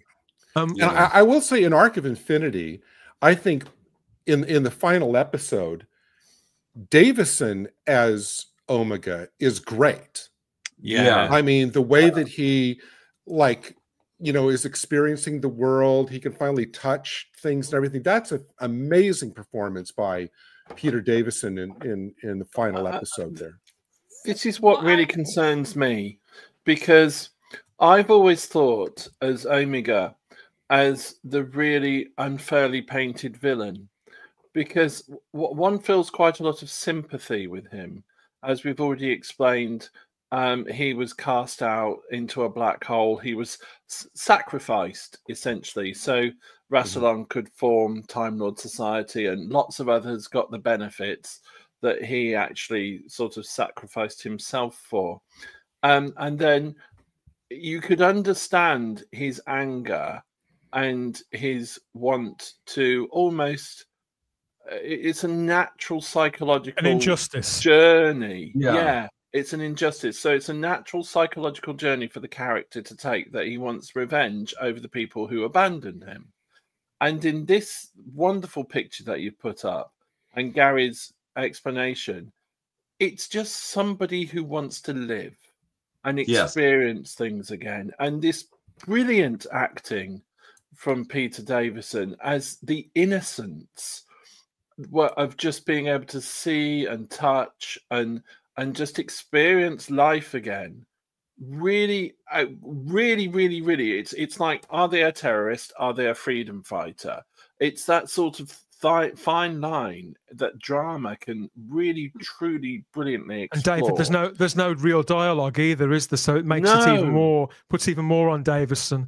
Obviously, the character was chiefly played by Stephen Thorne and Ian Collier, but we never really see them. We do get a glimpse of Ian Collier very late in Arc of Infinity, don't we? We never see these guys. We just hear their voices. Peter Davison taking the role there for those latter scenes. Absolutely, and this is the thing. It is. It really makes you question as a viewer: is this person actually all that bad? Because they just want to live. Of course, them living will mean that the universe will blow up because of the antimatter matter and sort of like bang that will occur. But what concerns me is that, does Russell have the nuance and the ability to be able to carry through what we have seen before and the brilliant way that the viewer questions, do you know, is Omega actually really that bad, or actually should we? It's that moral dilemma. Should we view somebody as bad because they just want to live? And I think my fear is that he is not capable, or he won't let that moral dilemma develop, and he will just use it in any way, particularly with the Rani involved. And one of the things I like about the Three Doctors, Charlotte, is how the Doctors are challenged by that kind of dilemma as much as they could be in 50-year-old family tea time. It would be a shame to not pick up on some of that stuff. I think David's right. Well, yeah, for me, when I first watched the classic stories with Omega, for me it had almost like this sort of feeling and connection to me of stories of like a fallen angel sort of image of this being that was so intelligent and so sort of full of life and full of, like you said, wanting to explore. And then he falls down. That it is pretty much an unfair, almost casting down. And I think the way those two actors you spoke about, I think that it's the delivery of their lines. It's the way the actor sort of portrays that you haven't got a face to rely on. You haven't got all the other skills that an actor has to use. You have to have inflections in your voice. You have to have emotion. You have to have anger and sort of sorrow and pain, but then be also incredibly threatening and incredibly sort of the fact that this is one of the beings that the Doctor would sort of step back and go, oh, I'm not going to mess with you. And like I said, you've got somebody like Pertwee's Doctor that sort of isn't a Doctor to usually gush and to sort of have compliments about others as much as other incarnations, and the fact that he's there going, I revered you, that shows you what Omega is to the Doctor.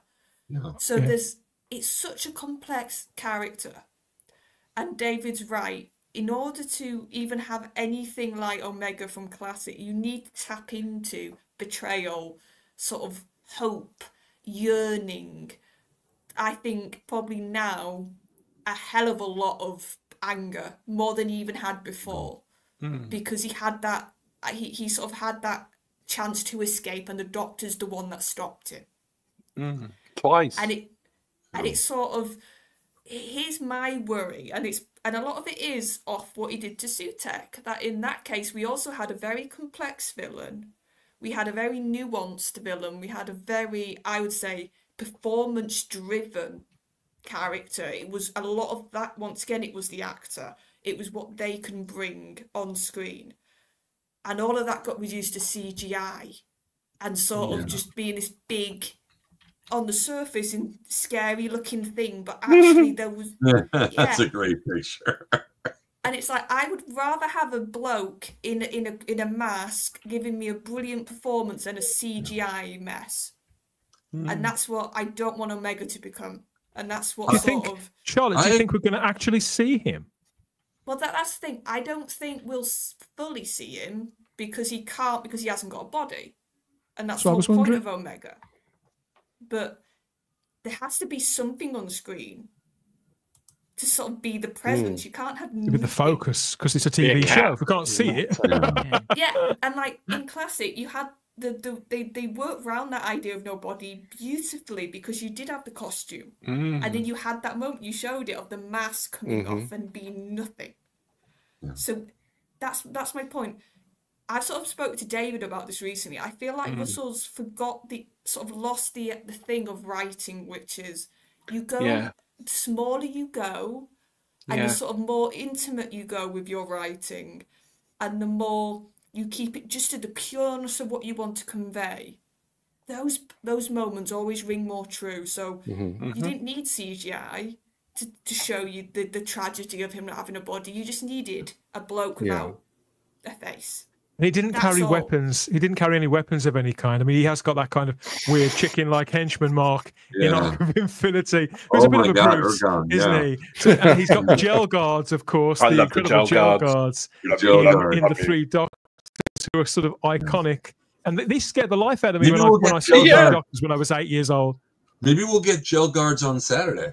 There you go. And Ergon. Let them Do you have know that. that scene? That scene? I agree with what you guys are saying, what needs to be done with Omega. And I hate to say it to myself, we've only got 65 minutes, and we need Susan, we need the run. It's not going to happen. We're not going to get it. I'm starting to get disappointed just talking to you guys. Mark, Charlotte has said many, many times he's leaving himself too much to do in fewer minutes. Yeah, 65 minutes. Matt, where are you with this? The thing I found with Omega is that he, as a scientist, and his back history, is that he has a lot of happy accidents.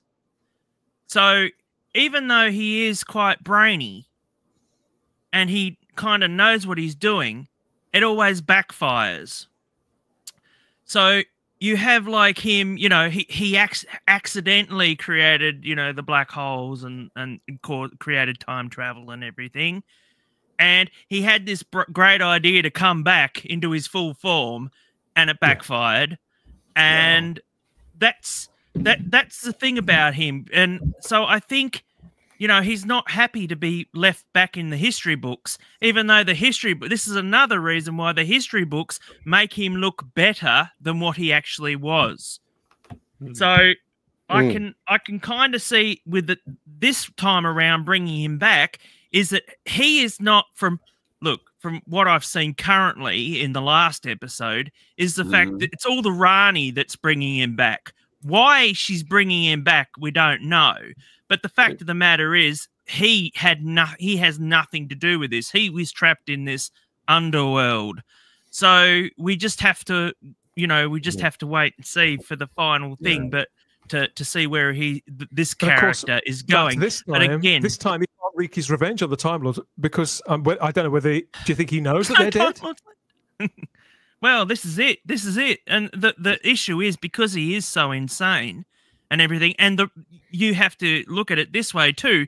The Rani hasn't met Omega, so you've got to wonder why the hell she wants to bring him back. Okay. So the Rani is not supposed to be evil. It's supposed to be amoral, right? And all it looks like is we're getting evil. I had this weird theory that she is bringing him back.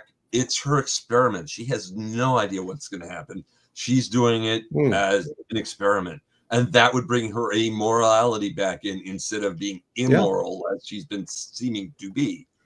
So I think it's an experiment. And so... But I've got a question then, if that's true, because I think a lot of fans have been saying, why would the Rani do this? Like, I've seen a lot of talk about that. But even when a scientist... Why would the Rani do any of her experiments? Because she wants to know. Because she wants to know. She's a scientist. She has all these ideas in her head, and she wants to find things out. And so she doesn't care if people get killed. She doesn't care. She wants to find her answer. I know, but usually with a scientist, and I even though she's still done Rani, I still think she's got this in her. Usually a scientist do stuff within a parameter of if it goes out of control, if it completely goes to pot, it's not going to absolutely backfire on me. And I just... Well, that's why the doctor's there. She brings the doctor there. So if it does backfire, he can save the day as he's done. So you think, okay, that'd be interesting. Let's see if that plays out. Because that's the big thing. Like, Omega is not something that usual Time Lords can contain. And I don't think the Rani could by herself. So let's see. Maybe that is why the Doctor is there. I think that Captain Dr. Poppy is the Russell's idea of the second Doctor's flute. That's what I think. Stephen Braddock suggests maybe we'll get a giant Ergon. Well, you could say those big dinosaur creatures that are stalking. Those big dinosaur creatures stalking London have a kind of Ergon-like appearance to them. People have been worried about this all week because images started circulating this time last week, in fact, about what was purported to be over on, I think it was Reddit or X, was purported to be a new design for Omega, a monstrous design. Nobody's been able to verify any source for them because it does look like AI. the thing is, I don't think this looks like imagery from Doctor Who, but is this something that Russell T Davies would do to a much loved 50-year-old classic character? Absolutely, yes, he would in the blink of an eye. So again, yes. So the people who asked me, have I seen these? Yes, I've seen them, but as far as I'm aware, there's no authenticity. There's nothing that's come with them to make me necessarily take them seriously. But I got to be honest, I can't discount them. Yeah, maybe that's what the Ronnie's experiment. She's crossing Omega with a Macra. The actual design looks like something from Toby Hooper's Invaders from Mars. So and I don't know if you've seen that film, but like it just looks so generic.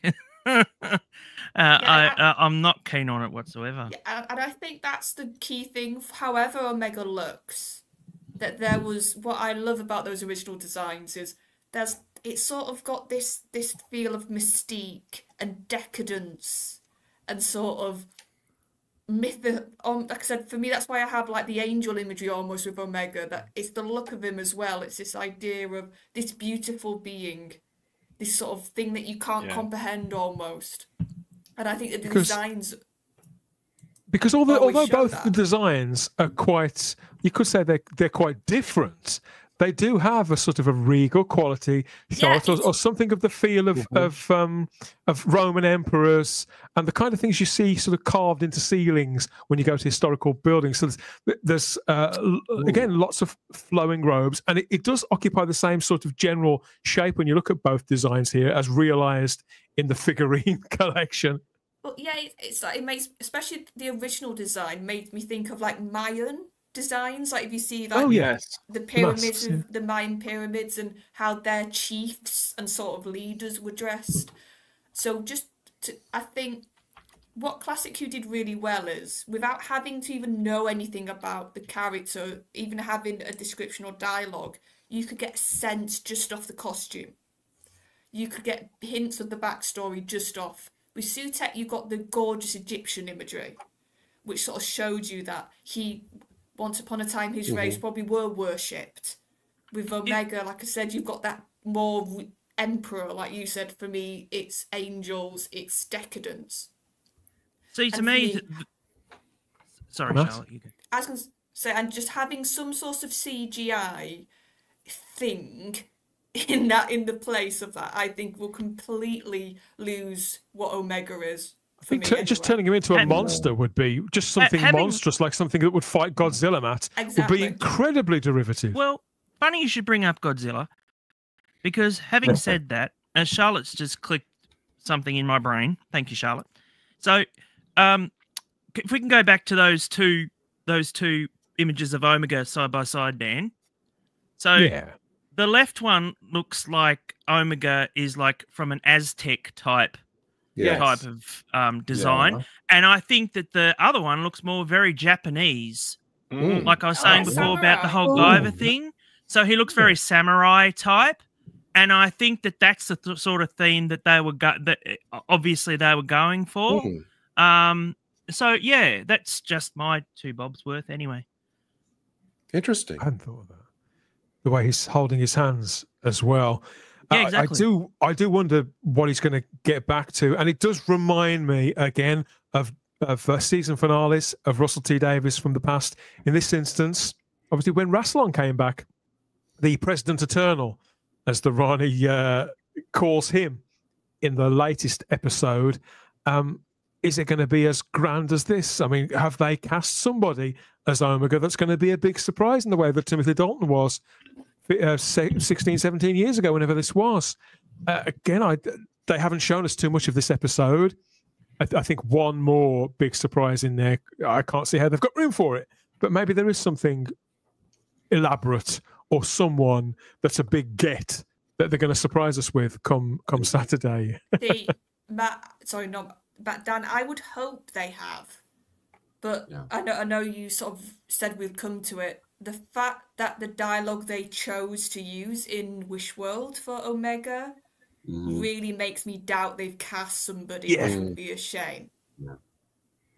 Because I think you need, like I said, you need an actor to sort of give you that heart of the character, and that's what you need. And the fact that they're reusing material so far, I think it's a cop out. I think it's lazy. To be fair, it is only one line, and I could imagine, for example, John Culshaw being able to imitate the late great Stephen Thorne's voice very effectively.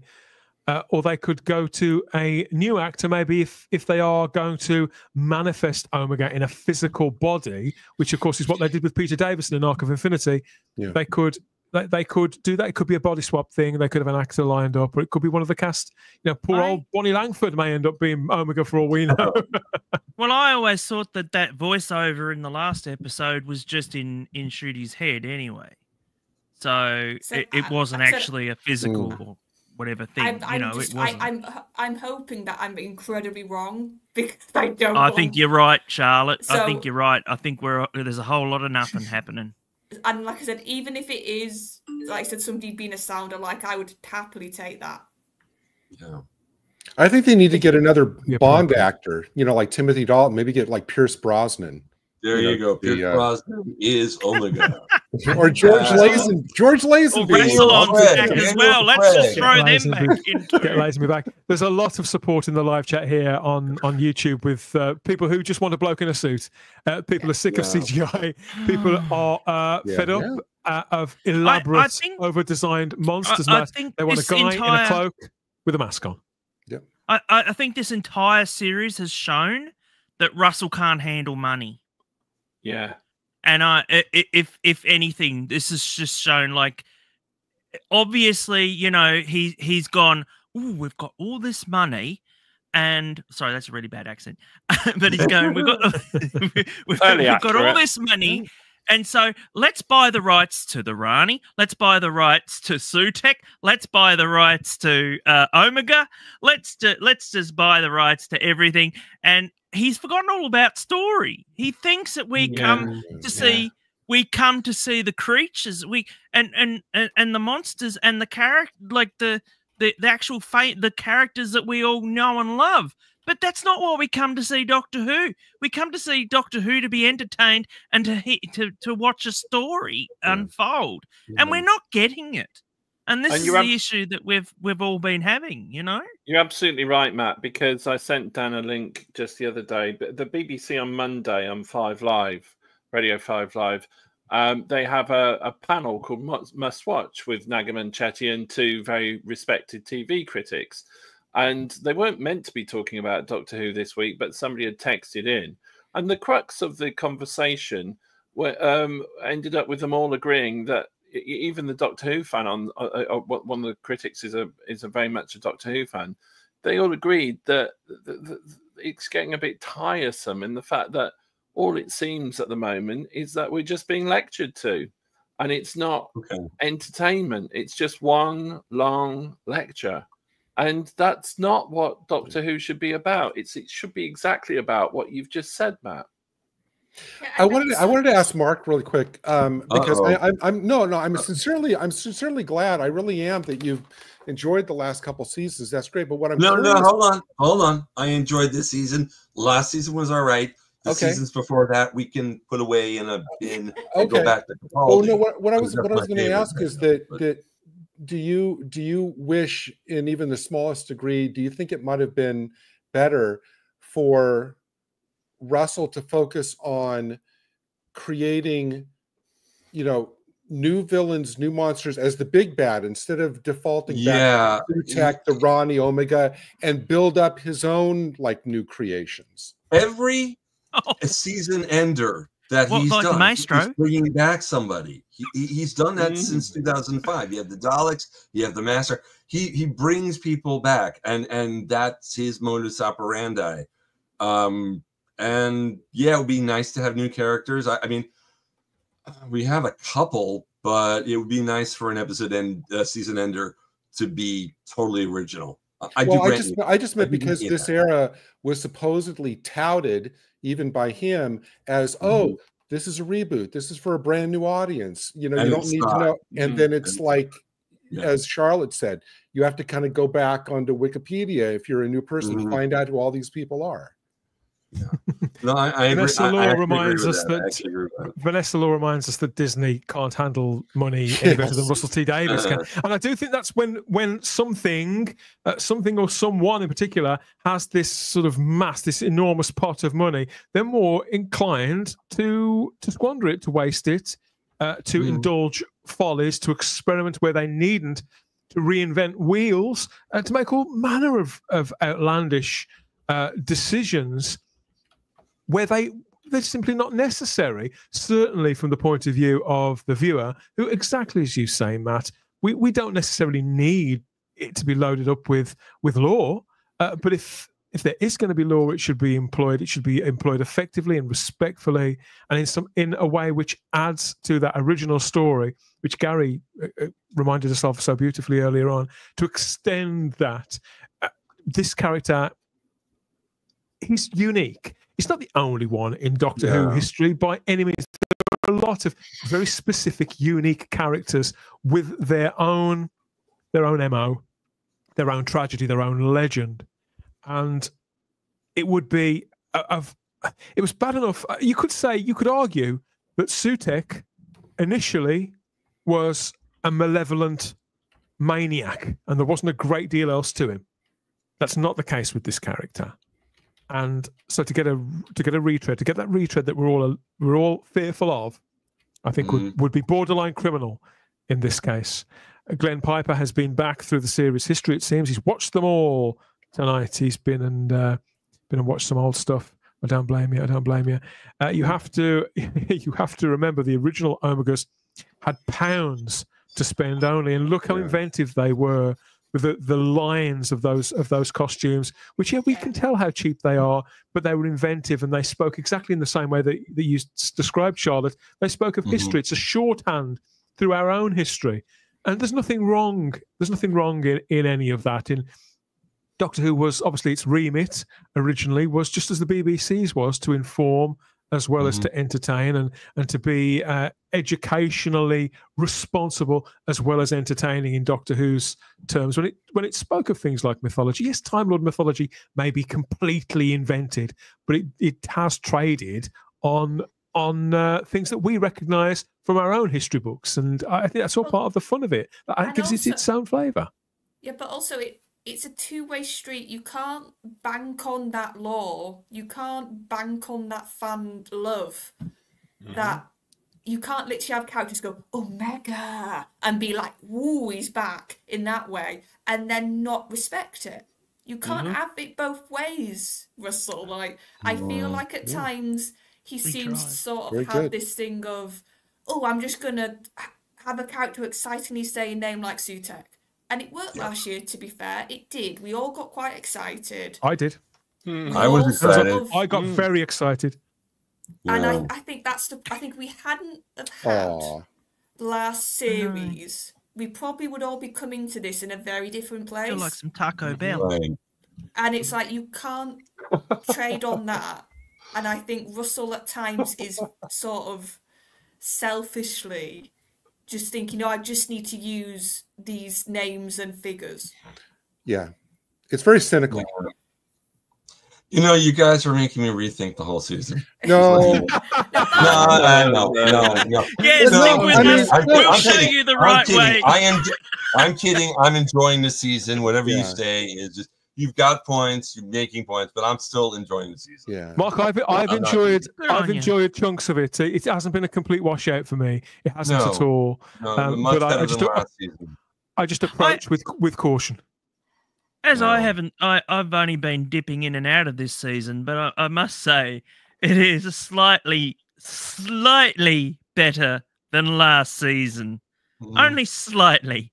Okay. That's your opinion. But I will say that it is, it's just that little bit more, not entertaining, but it's just a little bit more curiosity, I guess. Yeah. Than anything. That's why I keep coming back. What I am interested in, and this has been said in some of the trailers now, is this idea that the Rani is trying to make Gallifrey come back. Like, they're trying... Right. Like, this whole idea of she's possibly destroying the Earth or using the Earth as the basis to rebuild Gallifrey. But what's got me interested, David, about is that for me that's not a very Rani typical thing to want. Yeah. Now I can't see how Omega, after we've just said the whole history of his people leaving him and letting him sort of fester and die and rot and become this sort of imperfect being. Yeah. Why would he want to rebuild Gallifrey? So it's like, for me, you've got two characters which have got every either personal motivation to not want that, or it's not really in their interest, typically in the Rani's character. So it's something that I could see the Master wanting to do, maybe, or the Doctor, or other Time Lords, or Rassilon, right, but not these two. So let's see, and I do have to go in a second, but that sort of plot thread, I'm like, let's see what he does with that, because that's probably going to be a big chunk of what these two characters are going to be focused on. Because the Doctor's now sort of been in Rani's head. You saw it. She's having a champagne. She thinks the Doctor's out the picture now. He's done his job. I don't need to worry about him. You know, he's still not. He still hasn't left the threshold, even though the thing is on is going down. He's falling. First of all, it's in slow motion. I think he's still in the bubble of the people who will survive, and I know she knows it.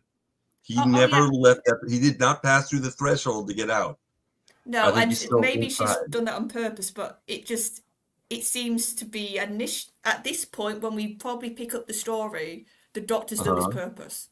So let's see what. Unless I'm right about the experiment of the Doctor's there to stop whatever me. Yeah, to be the control. I think that's what they're saying. Science, is it? Yeah. But I do need to go. And I'm really Saturday. Hold on. Cheers. Hold on.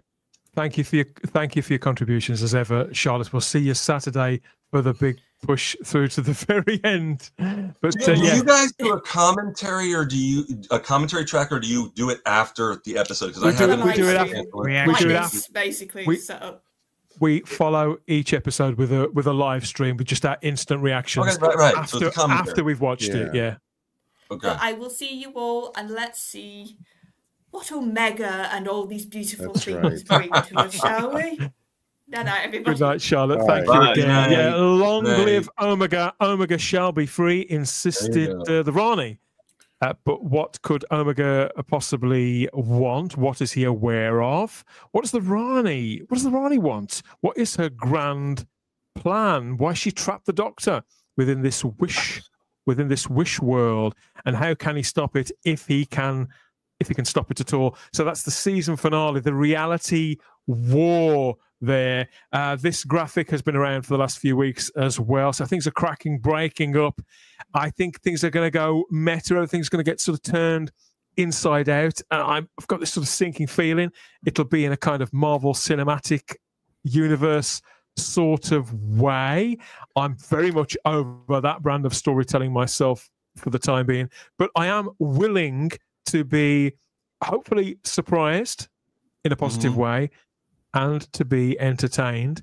I like the fact that everybody's getting this technically at the same time, that the BBC One showing is the same time roughly as when it's going to drop on Disney Plus and on the iPlayer. That's 6:50 p.m. Saturday, the 31st of May, 2025. That's when it's all going to reach a conclusion at long last. Yes. Sorry, Dan, can I just ask a question, please, or make a point? I was hoping to squeeze it in before Charlotte went, but sadly I couldn't manage to.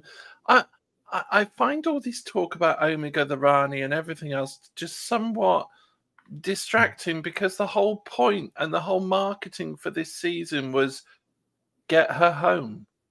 And it seems that has gone by the wayside now, because we're bringing back the Rani, and we've got Omega, and he's like the biggest bad Time Lord ever, but he's not a Time Lord. But anyway, and we're in the Bone Palace, and you sold this to me that it was about this girl trying to get home. Yeah. And although we may see the resolution to that, and I'm sure we will, I think it's going to be a half-cocked naff resolution. And that's going to be really disappointing, because this is what they sold this season about get her home. We had the Phil Collins stuff. Very measurable, very human. Everybody could relate to it. And in the end, when he has got her home, it's to a version of the Earth that she doesn't recognize, and Belinda isn't herself. So again, I don't want to see this character done dirty, and you're quite right, David. I think that the kind of taking that off the rails in the way that it has, I wouldn't say it's unforgivable, but it is strange considering that is the hook that they've hung the entire season on. You're quite right. Yeah. Well, they did promise. I mean, they did promise that they'd get her home, but they never promised that we'd see it. Yeah. Very, very, very true. Rob Alexander says that Wishworld gave me vibes of the android invasion, an alien creating their version of a typical Earth location. No. That's good. Don't ruin the android invasion. I love that. That sense of the uncanny and the gently disturbing that the android invasion had is exactly what could have really benefited Wishworld, if not consistently all the way through, because Doctor Who is a very different animal now. I think for a little while at least, spending a little more time with one group of people, deciding who to stay with, because it was like 45 minutes, we were all over the place. That would have been a lot more effective. I mean, whatever, you know, I kind of like Ruth Madeley, unless she's an unpopular character. I kind of like her, but all that stuff going on with her in the encampment, it's it's a complete waste of airtime. I'm sure there's probably a viable and very worthwhile story to be told over there, but it's just too much. That's the quarter of the story and the dividing of the runtime that it just doesn't need. They should get rid of it. There's no real reason for a lot of the unit people to be there at all, come to think of it. Crimpling Doubloon says we are talking through our trauma. Yeah, you're right, Crimpling. They are quite useless, aren't they, unit? I'm just saying. Well, they are at present. They are, but they're in everything. They're freaking useless in everything. And I want to know, with all the money that Doctor Who at the moment, what the hell have they done by giving Millie Gibson the most cheapest wig ever? It's like one of Wurzell's cast-offs. It's terrible. It's shocking. You know, one of the scenes that I'm actually... Is that a wig, is it? You know, in terms of talking about what they promoted versus what we're seeing, I'll really be interested to see if there's an actual scene in the finale where we see Ncuti and Millie and Verada together, because they were promoting that the Doctor's going to have new companions. All three of them were sitting there promoting it, giving us the impression that there was going to be, you know, all three of them together. I'm going to see if they actually do that. There's a 4-letter word, Gary, that people use a lot online in content creation and in media at the moment, which it begins with a C, and I never like to use it. But in this instance, I think it's not that word. It's a different word that begins with C. It's a cope. That press release with Verada and Millie and Ncuti that looked like it was filmed at some sort of kebab shop in North London one afternoon. That was an attempt to silence gossip from out here in the Whoniverse. People talking about the fact that, you know, again, a story that we broke here on Type 40 Live. And Millie Gibson, her services were not retained. Is that the shop where? Is that where Ncuti stood on the table?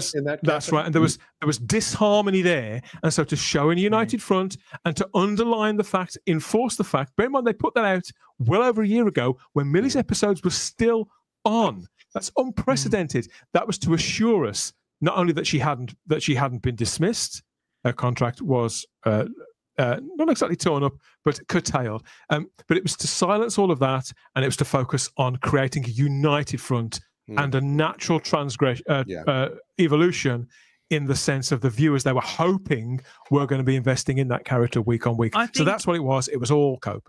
Yeah, I think there was some beats set up by Russell in the first season that he couldn't avoid and use with Belinda.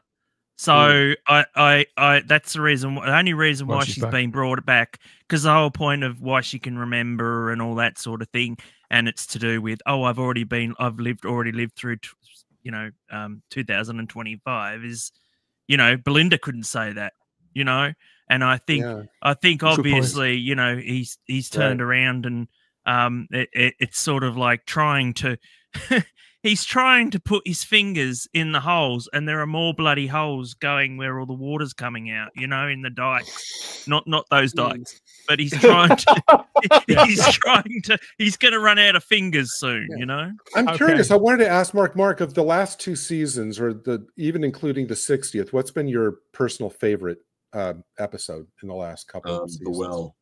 Okay. Yeah. Very much easily so. the high point of this era, certainly, and probably of this decade so far. It concludes this coming weekend, where he's got a home, sort of. Heaven knows how the reality war is going to go for all parties. War obviously means conflict. Hopefully, it means we're going to get some flash and some bang and something to raise the pulses here as the series leaves the screen for however long. Our chief concern is that they don't fuck up Omega. That would be criminal. That will be in the back of my mind. Susan's important. Of course, Susan is actually more important. Susan is actually more important, generally speaking, than Omega. You know, we did a whole show about Susan a couple of weeks ago. So that's obviously very, very important too. But, you know, we've got long memories in the fandom, and this material stays with us for a lot longer than that hour and 5 minutes on screen on Saturday. So he's got to deliver. This has got to be worth it, even if the series isn't going to be around for a while. Don't cock it up, Russell. This really is past the last chance. Now, let us know what you think of our conversation so far. And which do you prefer, the 3 Doctors or Arc of Infinity? Which animal do you think that Russell T Davies will manifest Omega as? The walrus and every other question in between. What on earth is the Rani up to? How have we managed to retain any of our marbles all the way through this season so far? Well, I've got no idea personally. No idea at all. The love of this show.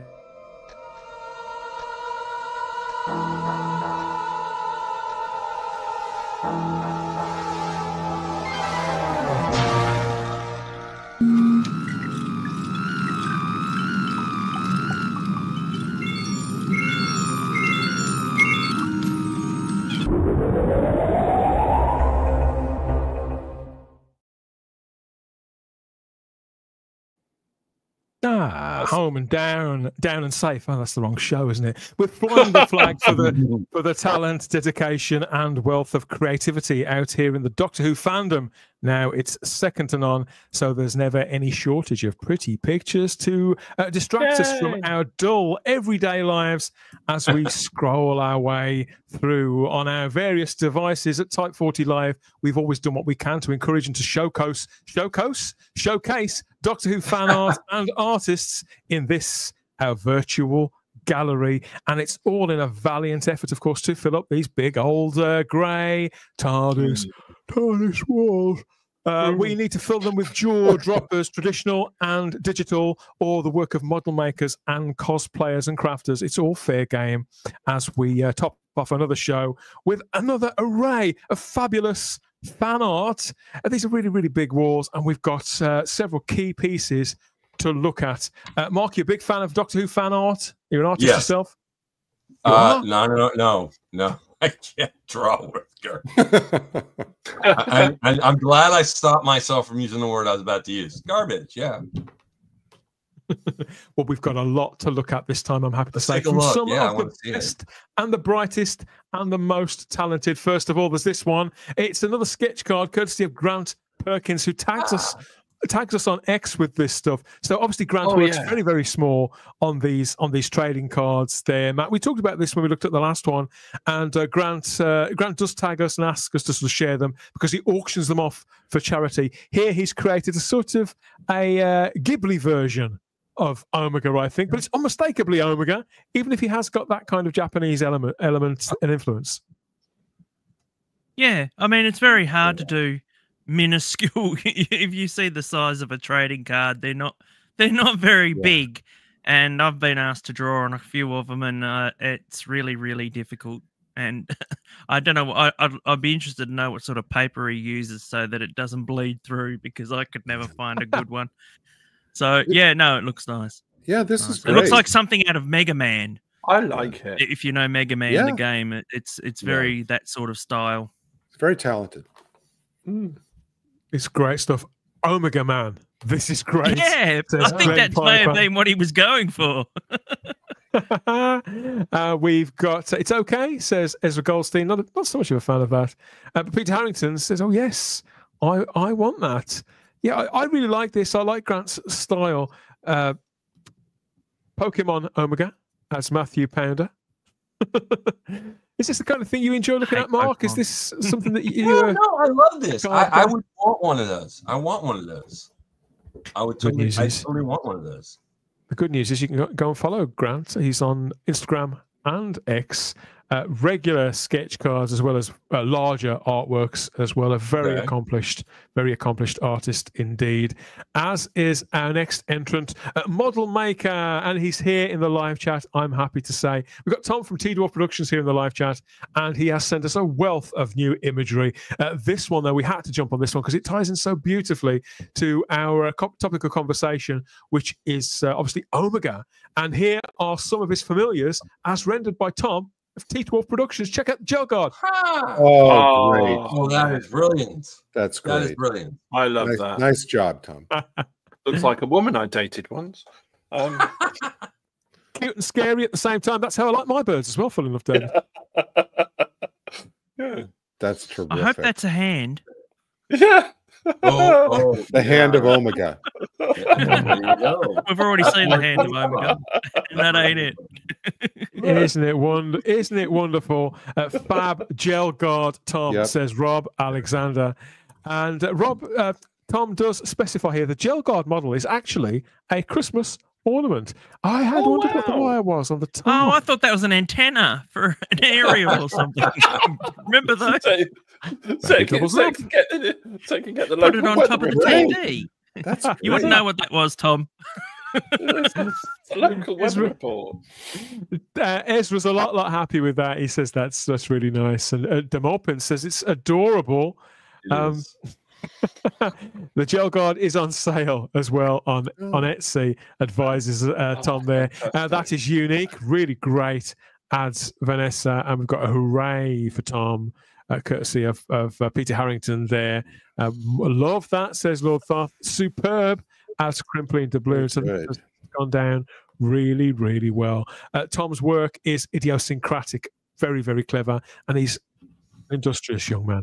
Go and check out his work there. Connect with Tom at T-Dwarf Productions on social media and hit up the Etsy shop there if you want to buy some of it. He does. He's open to commission as well. In fact, he adds the Ergon will be the next one that he's going to make. Oh, wow. Very nice. Yeah, I hope so. I want to see that when it's done. Very ambitious indeed.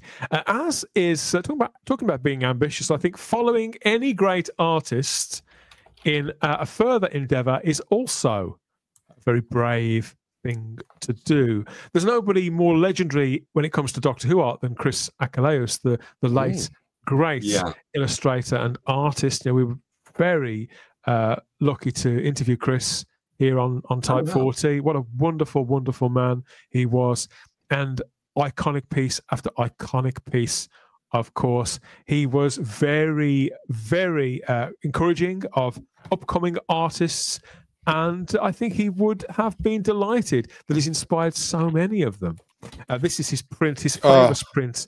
I remember that for the Three Doctors, influenced by the late great Jack Kirby, who Chris he'd admired his work all through the 1960s. That's he realised Omega atop the Three Doctors, they're doing something terrible to their brains. I think the electricity and the fire may have been responsible for the uplift of John Pertwee's Buffon in that final season. It looks like it looks like those robots from the Last Wish World. You know those ones with the type?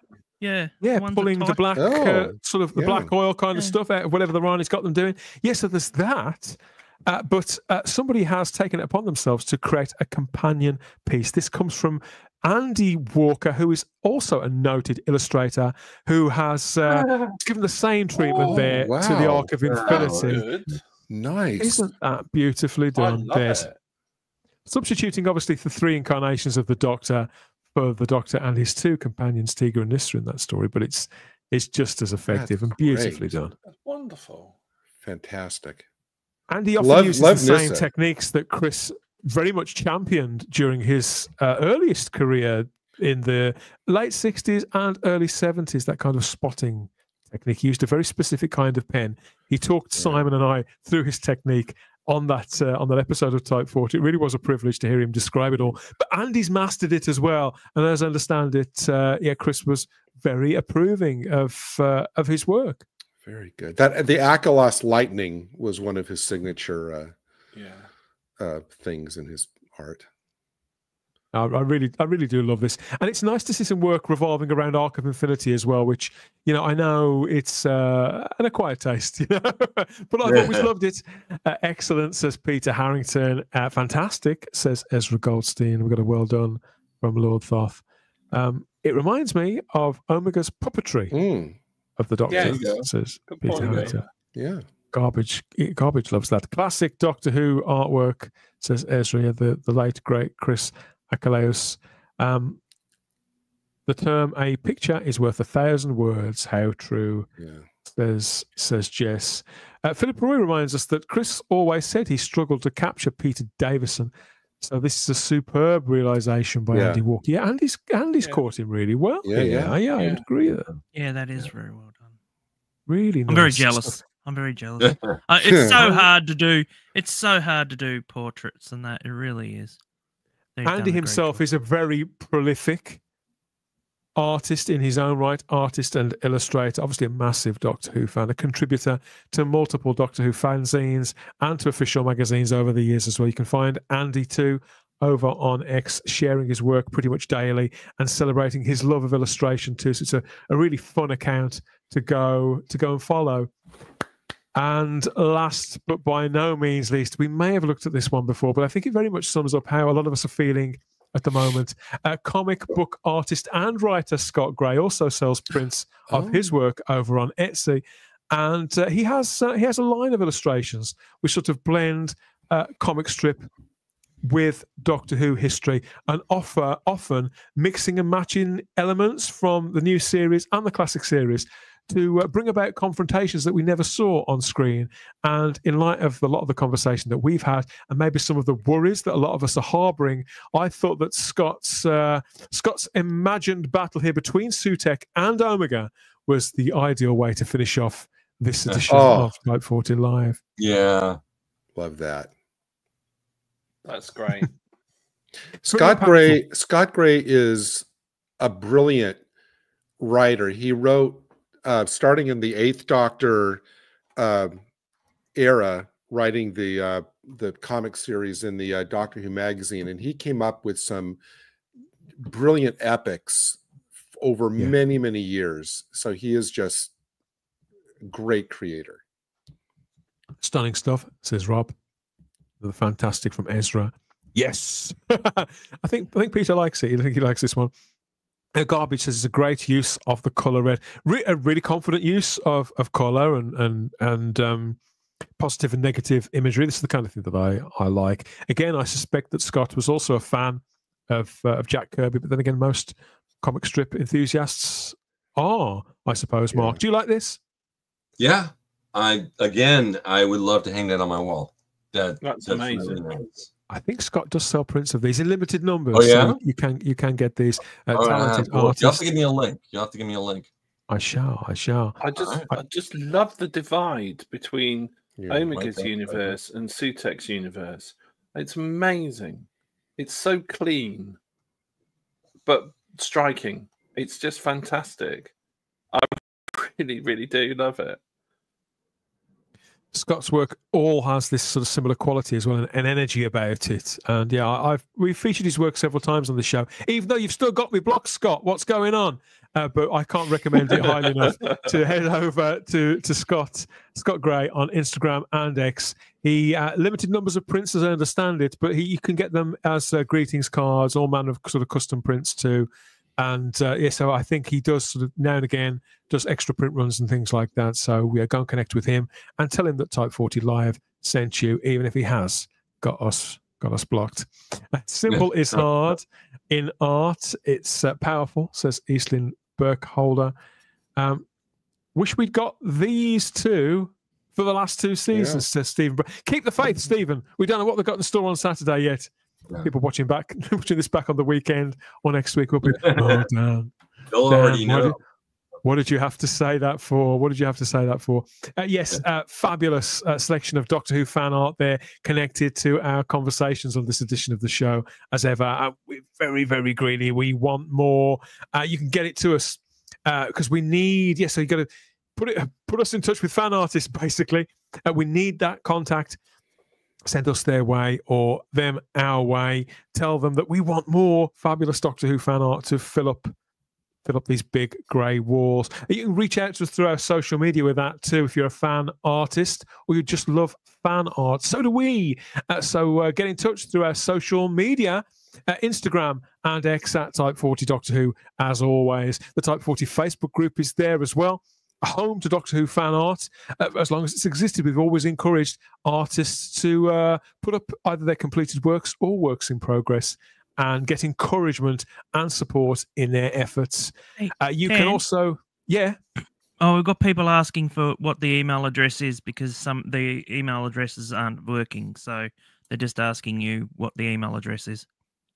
They're always, the email address is in every show note, every description to every video. They said it doesn't work. It does work. It does work because I get emails on it most days. So yes, it does work. Fly Highland, the email address definitely works. So you can also get in touch with us through SpeakPipe as well. Send a message, a question, a prediction, a rant or a rave, any feedback of any kind, really. And you can get involved with Type 40 and Type 40 Live through your own device, through your own smartphone or tablet or whatever else, really. The time is almost at hand. Season 2 of All New Doctor Who is about to wrap up. We'll get through it together, everybody. We'll get through it together. Now, that is brilliant, says Farsight. I think Farsight might be talking about Scott's work. But the contacts are great too, aren't they? Yes, so what have we got coming up next? No rest for the wicked. Join us again one last time for a bonus edition of Type 40 Live. This is coming Saturday, directly after that global premiere of The Reality War. Only a couple of days until we're back. Again, you get our instant reactions to that concluding episode, the hottest of takes from us and our friends across YouTube and podcasting, all joining in The Reality War. This is going to be a big one, everybody, topping off an era as well as the season. Does it bring Doctor Who on TV to a close for now, for however long?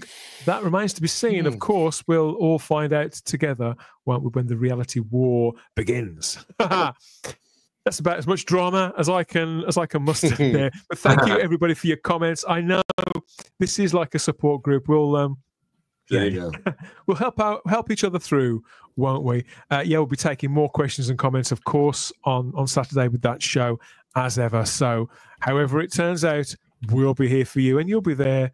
You'll be there for us, like one big old happy family.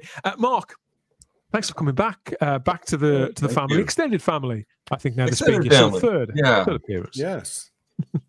So remind people. So your podcast, you've just changed the name. So for anybody who hasn't heard of it before, that's not going to mean much to them. But it's quite likely that people may have seen or heard you before because you've made hundreds of podcasts. What's it called, and where can people get it? Well, first of all, episode 400, where we reviewed Wishworld, came out this week. So we hit 400. Over the years we've had a lot of names, but the brand has always stayed the same. Mark Who 42, Mark Who 42's Whoniverse, Life to Whoniverse. We did a lot of different versions of it. I've decided let's streamline it. It's much simpler. Mark Who 42. That's where the new episodes are. It's always been www.markwho42.com. We've always just been Mark Who 42 that way. And there are 2 feeds right now. There's Mark Who 42's Universe, and this is why I changed this today, because there's that which has episodes when we were on Subspace Radio, when we were a radio station, and we released them also in broadcast. But I'm realizing, they haven't updated anything because we've been off of them because the station went defunct last May. So we have and I didn't want people to get confused. So I'm streamlining new episodes, Mark Who 42 as of episode 401. We've got on YouTube, we've got a channel, which is now just Mark Who 42.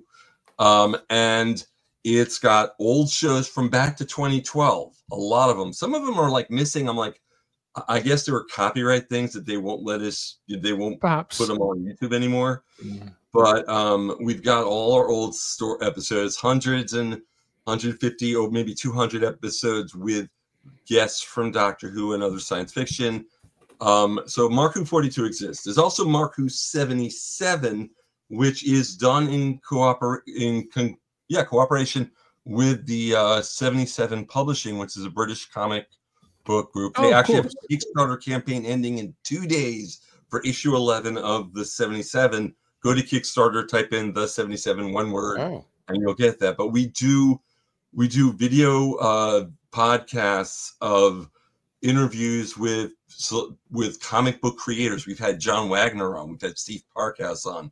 We've had a lot of people. Steve McManus. We've had Mike Collins. We've had art, and we've put their art and stuff on the screen. So we've got Doctor Who storyboards from the new season. Wow. Well, not the new season, it was a couple of years ago. But we do a lot of that. So we have both of those. And another reason for Mark Who 42 is it goes with Mark Who 77. It's concise. It's simple. I also wanted to say something. In July, if you're in the South Florida area, we've got a convention called Florida SuperCon. And it is going to be like a weird science reunion. They're all Christopher Judge from Stargate's going to be there. But most importantly, they announced that Christopher Eccleston and Billy Piper are going to be even better.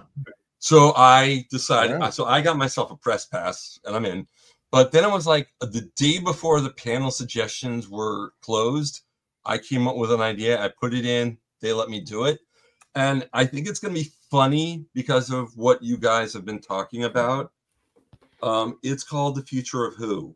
So I guess you guys are thinking, oh, just sit there.